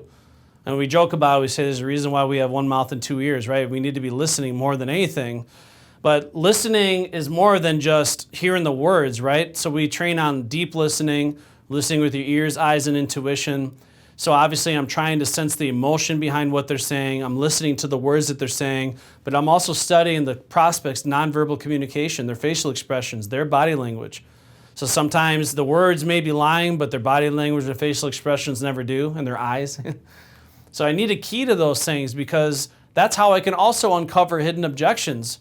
And I understand you use a lot of labels as well. Sometimes when you sense something's off or something's on their mind, sometimes you can use a label to extract that, to obviously get beyond that obstacle.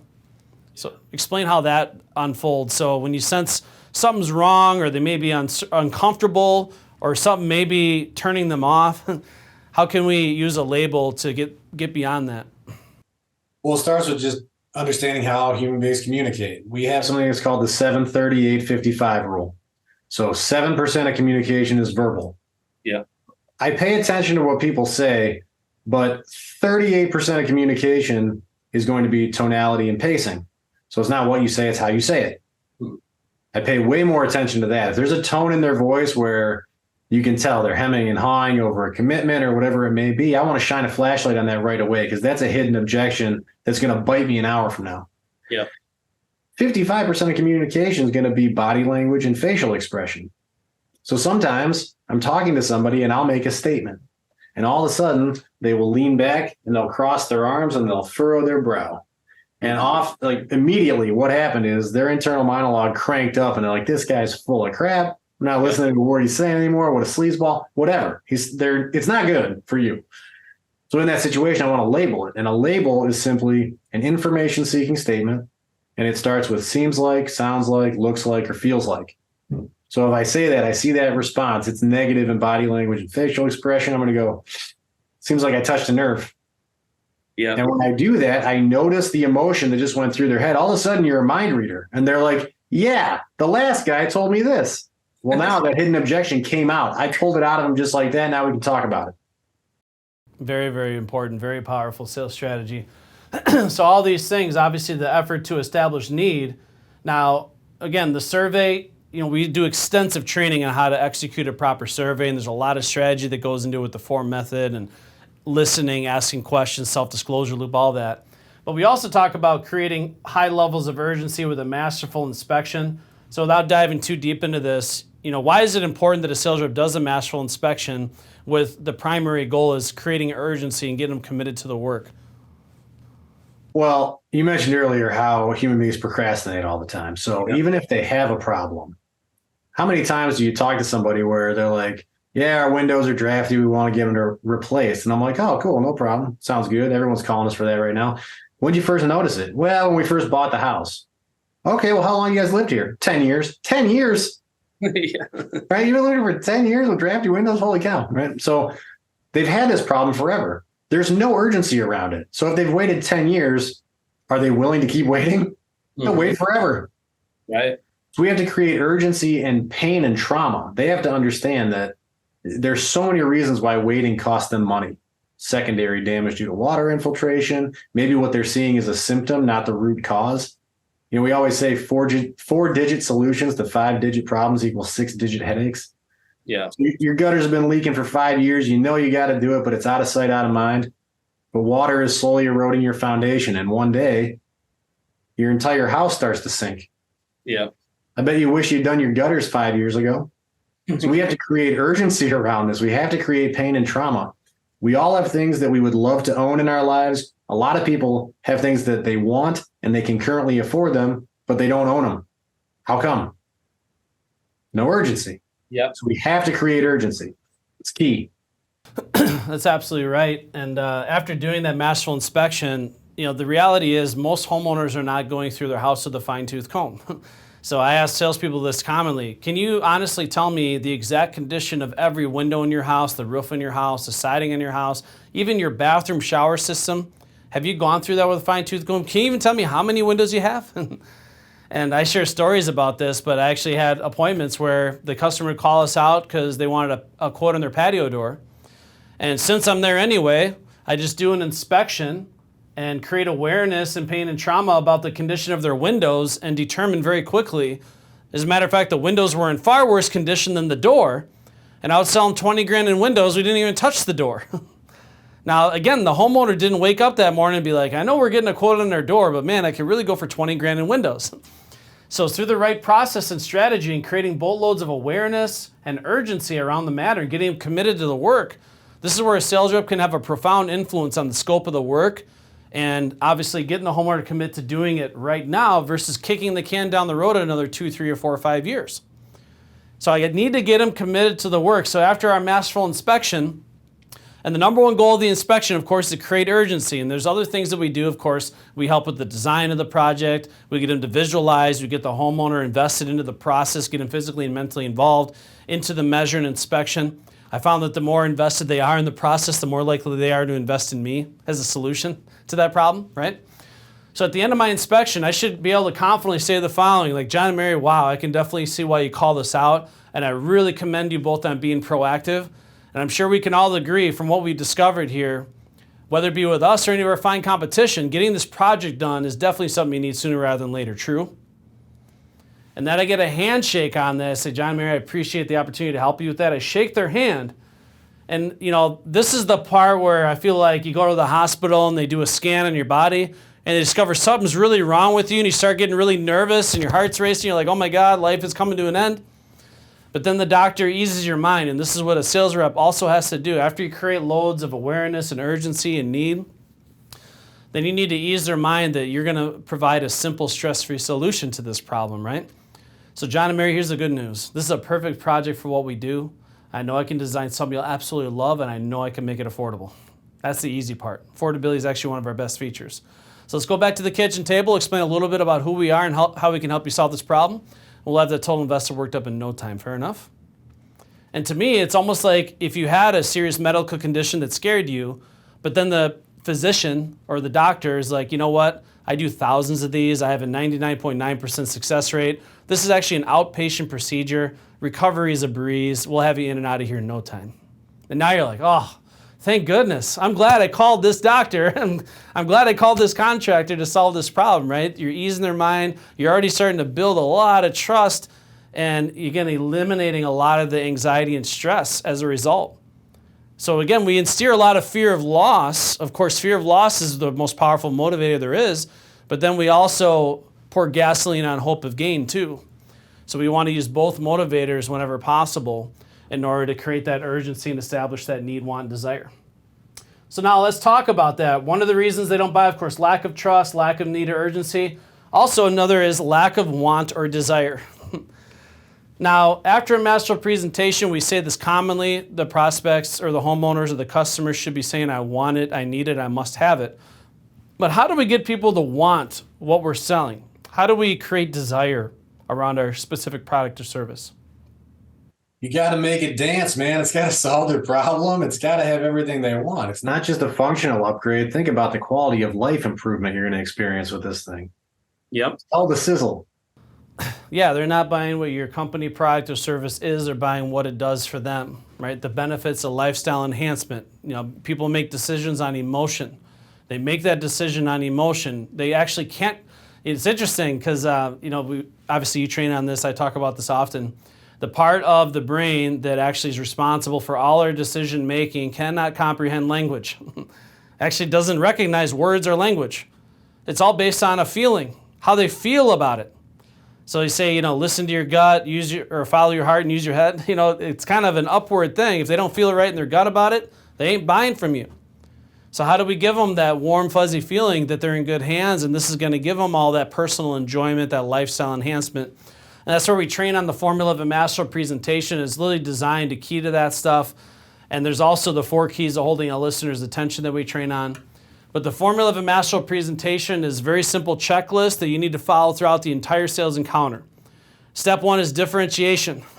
Of course, people want to make an investment that they feel is going to give me a unique value proposition, something unique that not everybody can offer. People love having a unique or different buying experience, something that truly stands out from what the neighbors are doing, something that gives them that unique experience, right? Because if I can get the same product or a similar product down the road for less money, why on earth would I buy from you? So Brian Tracy always said that price only becomes a determining factor when I fail to differentiate. So we train salespeople to get laser focus on how they're going to be different and unique with their company, their product, their service, their warranty, and also everything you do when you're in the house. The way you dress, the way you show up on time, the way you maintain eye contact, keep the spotlight on them. Those are all ways you can differentiate from every other amateur contractor that's out there. But again, as we said, they're not buying what your product is, they're buying what it does. So they say, well, I see that your product or service is different, but why do I care? What's in it for me? So that's the WIIFM. That's step 2 of our formula. You got differentiation of what's in it for me. Again, selling the sizzle, not the steak. What benefits are they gaining from that differentiating feature and benefit? I want to make the differentiating elements of my company, product, and service so desirable that to them it's worth it to spend more money to get it. And even further, I want the homeowner to agree, yeah, they understand it's a little bit more expensive to engineer a product that way. However, they would never tolerate a company product or service without it. Now, one example we can talk about is insurance. So if you're a company, you're talking about the benefits of being insured. Of course, you differentiate yourself, educating them that up to 60% of contractors are either not insured at all or severely underinsured.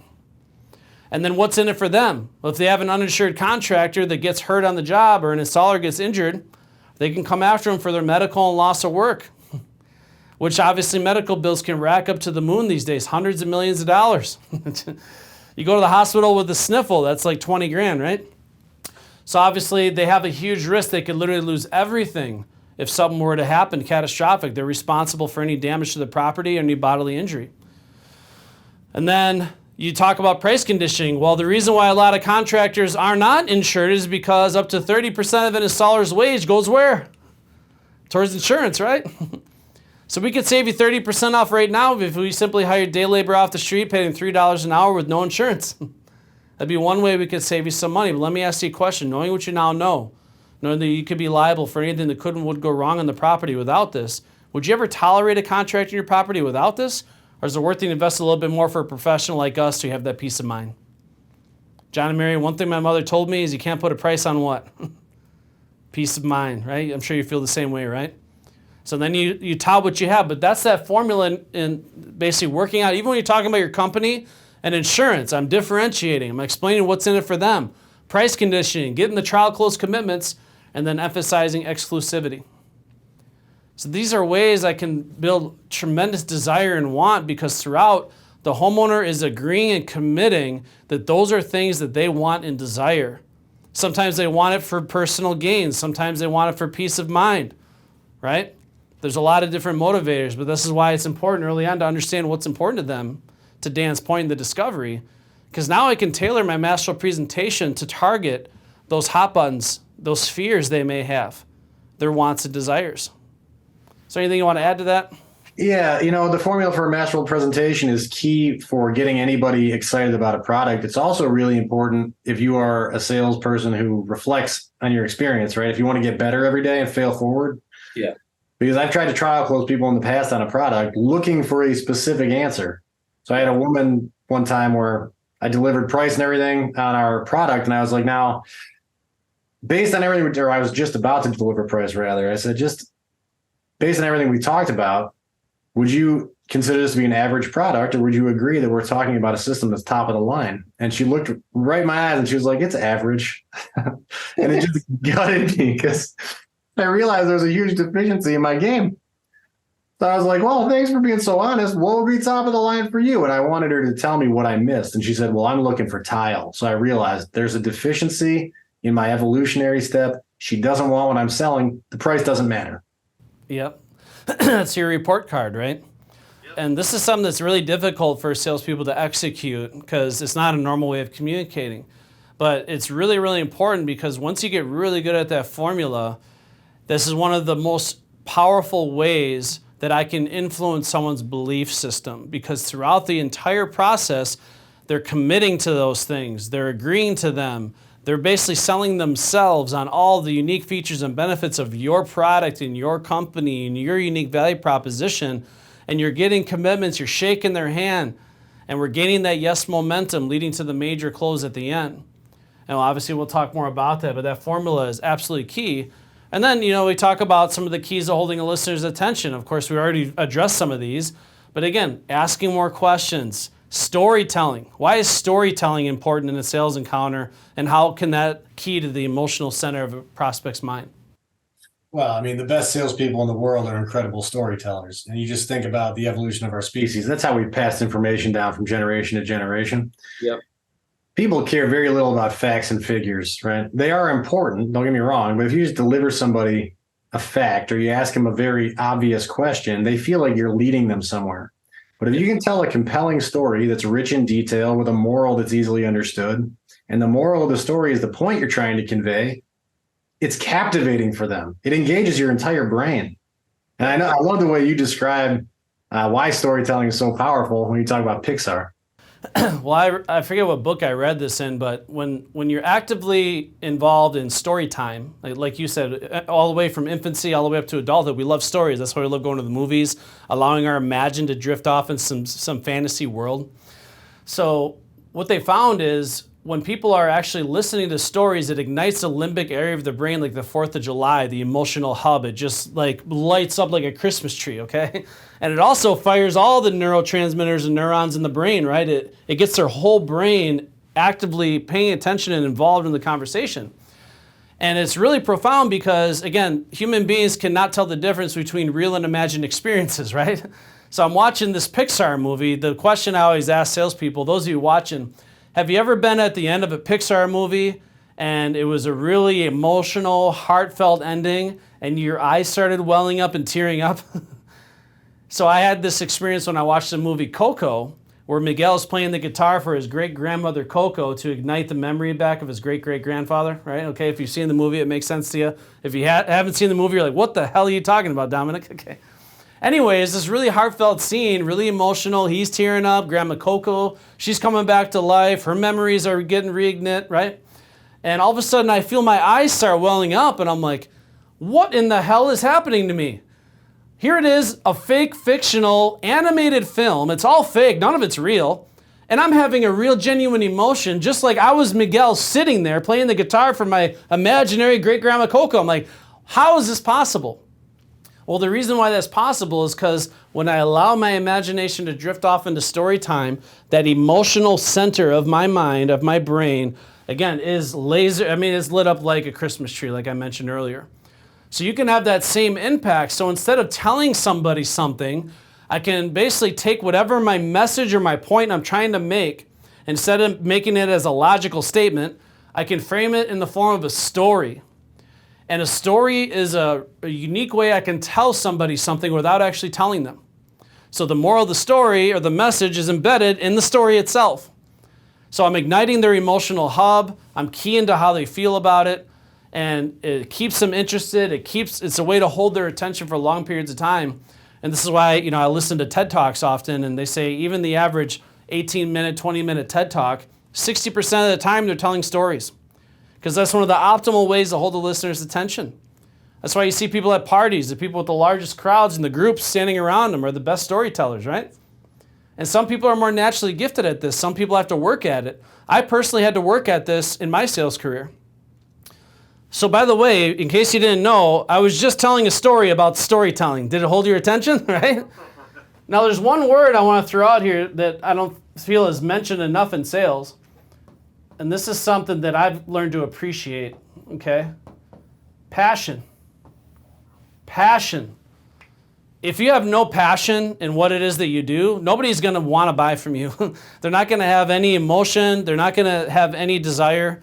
So, but if you're truly passionate about what it is that you offer and you can convey that passion, and like Dan said earlier, I wouldn't do that as step one.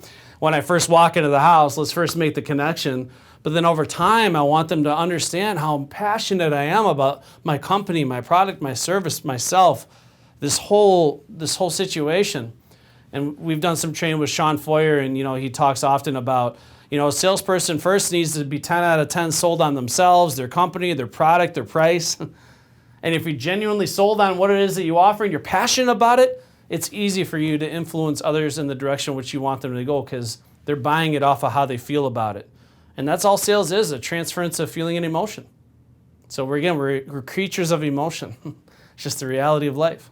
So anything you want to add on that? Well, that's really where storytelling comes in, The more conviction we have, and I'll tell you this, just as a person who's been in this industry for about, going on 2 decades now, the longer you're in this and the more you study it, the more conviction and passion you develop because you see the shortcuts that other people are taking. And you want to prevent homeowners who you actually care about from falling into the traps, right? Everybody sells a lifetime warranty until you read it and you realize it's paper. There's nothing there. So I want to show that to the homeowner and get them to feel as enraged about that as I am. It should infuriate you because I'm a consumer too, right? I want them to feel like they're just talking to their fellow consumer. I'm like, this drives me crazy. Look at this. Do you even have a warranty? Yeah. Yeah, the bold print giveth, small print taketh away, right? Tail light guarantee. So now, one of the things we also talk about is making it fun and entertaining. Now, one thing that I always try to strive for is injecting humor, because laughter is the best medicine. We talk about comfortability, neurotransmitters. If someone's laughing, how do they feel? They're enjoying your company. They're feeling relaxed. They feel great. It's one of the best medicines in the world, right? Laughter. And I feel like, again, if I got them laughing, I got them exactly where I want them to be because now I know that they're not just feeling like they're getting lectured to tears. They're actually enjoying my company. They're enjoying the experience. They appreciate the education. It's not something that they dread. So I spend a great deal of time, of course, along with storytelling and asking questions, intentionally injecting humor, some sarcasm, some, things where maybe I undermine my own personal reputation, say some funny stuff about my family situation, whatever it is, whatever it is to keep them laughing, keep them smiling, keep it fun. Don't just make this a boring lecture. And along with that, I think it's important that salespeople work on ways that they can engage the prospect's senses. So one thing that Rick Grosso taught me early in my career is don't just tell them about things, Dominic. Allow them to experience it. Figure out ways they can experience what it is that you're trying to tell them. Because you'll be lucky if you'll be lucky if a prospect retains 5 to 10% of what you tell them. However, they will retain about 80% of what they see and what they experience. So ways that you got them physically and mentally involved. engage their senses. Of course, sense of smell, sense of sight, hearing, all the touch, feel, all that stuff. Put things in their hands, get them to actually take your product and service for a test drive. So those are some of the ways that we can create a lot of desire, because the more that they're getting physically and mentally involved in the process, it allows them to play the positive movie in their mind of what their lifestyle will be like after they own my product, after they elect to move forward. And that negative movie of all the things that could go wrong is significantly reduced, right? And almost non-existent. Like the worst thing that could go wrong is so minimal. But I'm pouring jet fuel in that positive movie in their mind, the emotion behind the lifestyle enhancement, getting them to visualize taking ownership. Because all human beings make decisions hypothetically before they ever make them in reality. They always make a hypothetical buying decision before they actually do it for real. So I need to figure out ways in my master presentation to allow them to do that and enhance that, shine a spotlight on all the things that get them to desire moving forward. Now, one thing also is lack of information. And this is why some people believe that you have to do a multi-step process, because people can't get enough information on one visit. So what are some ways that a sales rep can ensure that a prospect or a customer does receive enough information to feel good about their decision? Well, there's a lot of tools that kind of go together here, but it starts once you understand the prospect and you figure out their personality type and how they receive information, then we start planting seeds in their mind early, because it starts with an idea. I'm trying to build the foundation for a new belief. So I'm going to start that early in the process, and then I'm going to constantly reinforce it with storytelling, facts and figures, open-ended questions where they come to my conclusion with the answer throughout the process. And then differentiating on the product. So when we start engaging their senses in the product presentation, I want to ask them questions so that they give me the answer that I want to hear. Yep. And this is how you start to develop a true belief that your product is different. It is superior. It is more valuable. It is a permanent solution. But nobody can sell this prospect like they can sell themselves. So you're really just about building an idea in their mind and then asking them questions about it. And when you finally get to the point where you hear everything you want to hear, they're ready to buy. Yep. Now, of course, every product and service is different. But here's one thing that I train into all of my salespeople. Something magical happens after 2.5 hours. Okay? Something magical happens after 2.5 hours. So one thing I just want to say to everyone watching this, if you have salespeople that are in and out of the house in less than an hour, there's no way possible they're going to be able to proactively overcome all of these objections and funnel it down to affordability. It takes time. Now, every product and service is different. I'd be lying to you if I said that I was never in and out of a house in less than 2.5 hours. I've had some 2-hour sales and sometimes less. But if you roll with me throughout my entire career, you're going to see a common theme where I'm in the house more often than not at least 2.5, 3 hours every time. Because I knew I had a checklist I needed to overcome. I needed to close these doors, close these windows, so to speak. I needed to make sure I gained a foundation of trust, made sure I established a high sense of urgency, made sure I created strong want, need, and desire, tremendous value, did a $40,000 presentation for a $20,000 price, gave them more than enough information, took them on a shopping spree, took them through all the industry options so they know when they made the investment, they did their due diligence and they know it's not going to be an investment that's going to burn them in the end. And then, of course, overcome the money situation, which we're going to talk about here. The lack of money is one of the last reasons why people don't buy. No money, no fun, right? So what are some ways that we can overcome the lack of money, Dan? Well, first of all, if you're not leveraging financing, you should rectify that immediately, because we sold, it's hard for anybody to come to terms with the fact that they have to spend $50,000 on a new roof. But if that's only $480 a month, all of a sudden it's easier to digest. So we have to make it affordable. So you should be leveraging financing. Sometimes you can't get people to approve of financing. Well, are they married? Do they have a co-signer? Is there somebody else who could help them with this? We have to explore every option possible. But sometimes you're talking to people, it doesn't matter what you do, you're as creative as you possibly can. They cannot afford this. Well, instead of doing a whole house of windows, maybe we do a partial project. Yep. Maybe we do a product drop. There's a million ways we can make this more affordable for people based on what they need.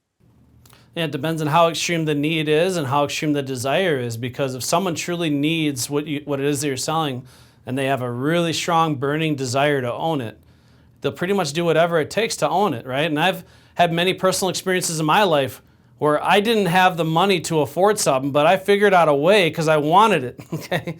And I'm not going to get into the whole story about my whole Tritune, spontaneous purchase that I made. But lack of money, it still amazes me that less than 5% of the industry offers financing. And what's insane about it is if you look at any of the research and the data right now with what's going on in our country with inflation and people having, less disposable income than ever before in history. So the average debt in America per household is $145,000. That's per household. The average cell phone bill is $145, by the way. That's industry-wide, and we'll talk about that. But only 5% of the entire country has 10 grand or more in savings. And I think that's being generous. But 5%, only 5%, that means 95% of people that are going to buy your product would be required to finance it. They're not going to have the money. Now that's $10,000. How many people have 20 grand laying around or 50 grand laying around? It's few and far between. But the cell phone analogy, how many people, let's say they got the new iPhone 15 Titanium, right? The new iPhone that they're advertising. If I went into a cell phone store and I saw the new iPhone 15 for sale, for the everyday low price of $24,000, how many people would be taking that cell phone home? No, I don't have that kind of money. Why is it that everyone has a freaking new iPhone every year, even people that are homeless? Nothing against homeless people. I see literally homeless people on their huge iPhone tablet on the corner. It's like, oh my God, because they can afford it, because it's a monthly investment. Now, what's a $200 a month cell phone bill? Well, I'm sure a lot of people watching this have a cell phone bill bigger than that, right? Some of you maybe less. But a $200 a month cell phone bill over 10 years is $24,000 freaking dollars. But people can pay it because why? They can afford it. It has nothing to do with the price. This is why we're not going to concern ourselves with price when we're in the sales encounter. We're not a price competitor. One thing I used to try to condition out of my salespeople's language is the word price. We're not going to talk about our price. We're not going to brag about our price. That's irrelevant because we're not a low price competitor. However, we're going to focus on affordability and how painless and stress-free and simple it is for us to solve this problem, because we can always fit it into a budget that works for them, a budget that makes sense for them without taking food off the table or interfering with their lifestyle. It's stress-free, it's painless. The more simple and easy you can make it for someone to own your product, the much higher probability you have of earning their business. It's a very simple proposition here. But the problem is homeowners are not conditioned to finance home improvements because very few contractors offer financing. Just like they think they have to get 3 or 4 estimates, they also think they have to pay cash using their own resources because that's the way it's always been. Or maybe the previous home improvement projects they've done, that's the way they had to do it. So we need to bring up financing early in the sales encounter and educate them that this is the absolute normal way that almost everybody buys, even cash buyers leverage our financing, which is true. What's more comfortable, taking the $30,000 you had saved up for the last couple years and drop all of that on your home improvement project, or making a $250, $300 a month monthly investment, being able to pay it off at your leisure? Which one is easier? Which one's more painless and stress-free? So even if they have the cash, financing is pretty darn appealing, right? And you can create a lot of urgency around it now more than ever because of how quickly interest rates are rising. So you can create a lot of urgency if you have a same as cash plan or low interest rates. You know, the prime rate now is what, 8.5% or more? It pretty much tripled in the last year. So leverage financing is a boomerang to the sale so you can proactively overcome the money conversation. Because I want them more focused on the problems they're solving and getting a product they truly love and not settling versus, trying to focus on what they can afford using their own resources. So being able to sell on financing will increase your average sale, it'll increase retention, it'll boost your closing, and it'll give you happier customers because now they're no longer settling for something that they can only pay cash for. They're actually getting what they truly want and desire. If they were to have the dream kitchen or the dream bath, what would they want? Let's focus on not what they need, but what they want, right? So that's ultimately how you have a better customer experience as well, is you're basically giving people the opportunity to invest in the things that they want. And if there's anything that makes sense to finance, it's home improvements, right? Because we're financing an asset that gives them a return. It's an investment. It appreciates over time. It's not like financing a car where you lose 20% the moment you drive it off the lot. So I just kind of want to land this plane here with you, Mr. Coomes Barry. So obviously we have our step selling sales methodology. We talked about some of the common myths, that one call closing is old and outdated, bad customer experience, high pressure sales. And all this is chalked up to the level of training and the level of expertise and skill and technique of the sales professional. Again, I'll say it over and over, whether you go out there one time or 20 times, if you don't have the right strategy, if you're a high pressure salesperson, it's going to backfire on you regardless. And of course, we talked about some of the things that we need to do. These are the reasons why people don't buy, because they lack trust. They also lack urgency, want, desire, information, and money. So we specifically designed our 11 steps to the sale, starting out with preparation, to proactively overcome all the common objections and reason why people don't buy proactively. So when you get into financial terms and you're going to earn their business, only one objection more often than that is stopping them from owning your product, and that's what, Dan? Affordability. Affordability. And this is why when you're a properly trained sales professional, remind yourself that these prospects, these customers are not going to objection school. They're not currently going through courses and classes on how to not buy from you. And the competition is weak. People are lazy. The work ethic's simply not there like it used to be. So if you have the work ethic, if you have a great attitude, if you have the passion for what it is that you're selling, you follow this roadmap to the sale, overcome all these objections proactively, you should feel pretty damn confident that you're going to get the outcome you desire more often than not. And I love the story that you tell about the sales professional in Mad City that was a 71% closer. This is a guy that was routinely a $4 and $5 million producer, but you want to explain the difference in mentality that salesperson had versus the average salesperson? Yeah, I don't know if this is going to resonate with you guys, but he was the type of person, when I first met him, he was incredibly impressive. 71% closing is hard to do in this industry. Very challenging. And I always kind of equate my relationship with him to my relationship with Tom Brady, where he won his first Super Bowl, and I was like, holy crap, this guy's unbelievable, 199th overall pick. Then he wins Super Bowl 2, 3, 4, and we were like, enough already, right? So I'm working with this dude, and he's just closing like this all the time. And this guy who's really good at this job, but not a 71% closer, admittedly. I was like, I'm annoyed by this now, right? But then Tom Brady wins the 5th Super Bowl, 28-3, comeback against Atlanta. You get to a point where you just see greatness every day, and you're like, you know what? I can't even be mad. This is amazing. Yeah. So I finally got to that point. And I was like, I'm just going to talk to him. I got to figure out how the hell he's doing this. So I went up, and I'm like, you got to tell me, how the hell do you close 71%, man? I'm 52%. I'm killing it out there. 71% is amazing. And he looked at me like I was speaking Chinese. He goes, this is a stupid question, man. How do you close? He goes, how do you fail 29% of the time? That's all I focus on. Yeah. I had never even thought about it that way. I fail forward. I pay attention to that stuff, but I had never gotten to that level of obsession. He goes, this is all I think about. It's all I do all the time. I focus on my failures and I try to eliminate them. Well, that's why you're a 71% closer. Yeah, that's a really incredible mindset that guy had. And that's the thing that everyone should take away is with the right training, you should feel like, you know, if this person does have a need, want, and desire, that with the right process, you should be able to at least come out more often than you're not with a satisfied customer. And that's the key, is you're not going to force anybody to do this that doesn't want to do it. Now, I never claim to be a 100% closer or 90% closer like some of these sales gurus that are out there. But one thing I can say absolutely 100% sincerely is in my entire career as an outside salesperson, I never once dipped below 50% closing. Now, I've trained salespeople that are way more talented than I ever was, and some I'm really proud of. You know, I've never put up numbers like some of these salespeople, but I was confident that with this system, 50% was the norm. 1 out of 2, 1 out of 2, 2 out of 4, 4 out of 8, whatever it is. Steady Eddie, right? I was consistent. I was, autopilot. Didn't have to stress about it, didn't have to worry about it. Hit the cruise control and ride it to the sale. I was at an unconscious competent level. And this is somebody that had never been in sales before, was not a natural born salesperson. I was trained to be good. And I'm not the best salesperson of all time. That's why I love training. You know, I say those that can't do teach. You know, I'm not saying that. I can definitely do. But I've trained salespeople that are way more talented than I ever was, right? I'll admit that 100% of the time, right?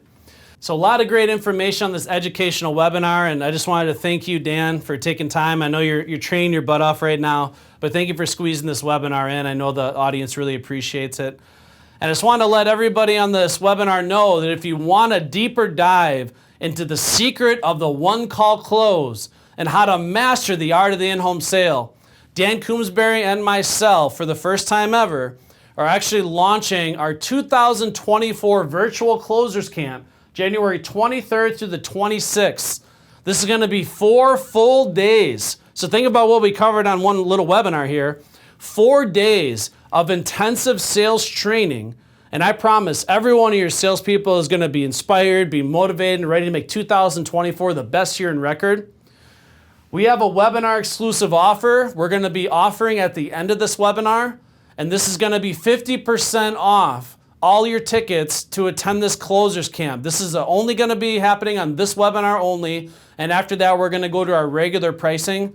So you definitely want to take advantage of this. You simply enter in the promo code Velvet Hammer, and that'll basically take 50% off all your tickets. Bring your whole sales team, get 2024 off to record pace, and at the end of this pre-recording, we're going to talk about the event a little bit more in detail, and also leave it open for live Q&A. So if you have any questions or concerns about the one-call close or have any questions for myself or Dan, we'll address those, of course, during this live webinar recording. So again, thank you, Dan. Again, Dan Coomes Barry, Dominic Caminata here with Grosso University.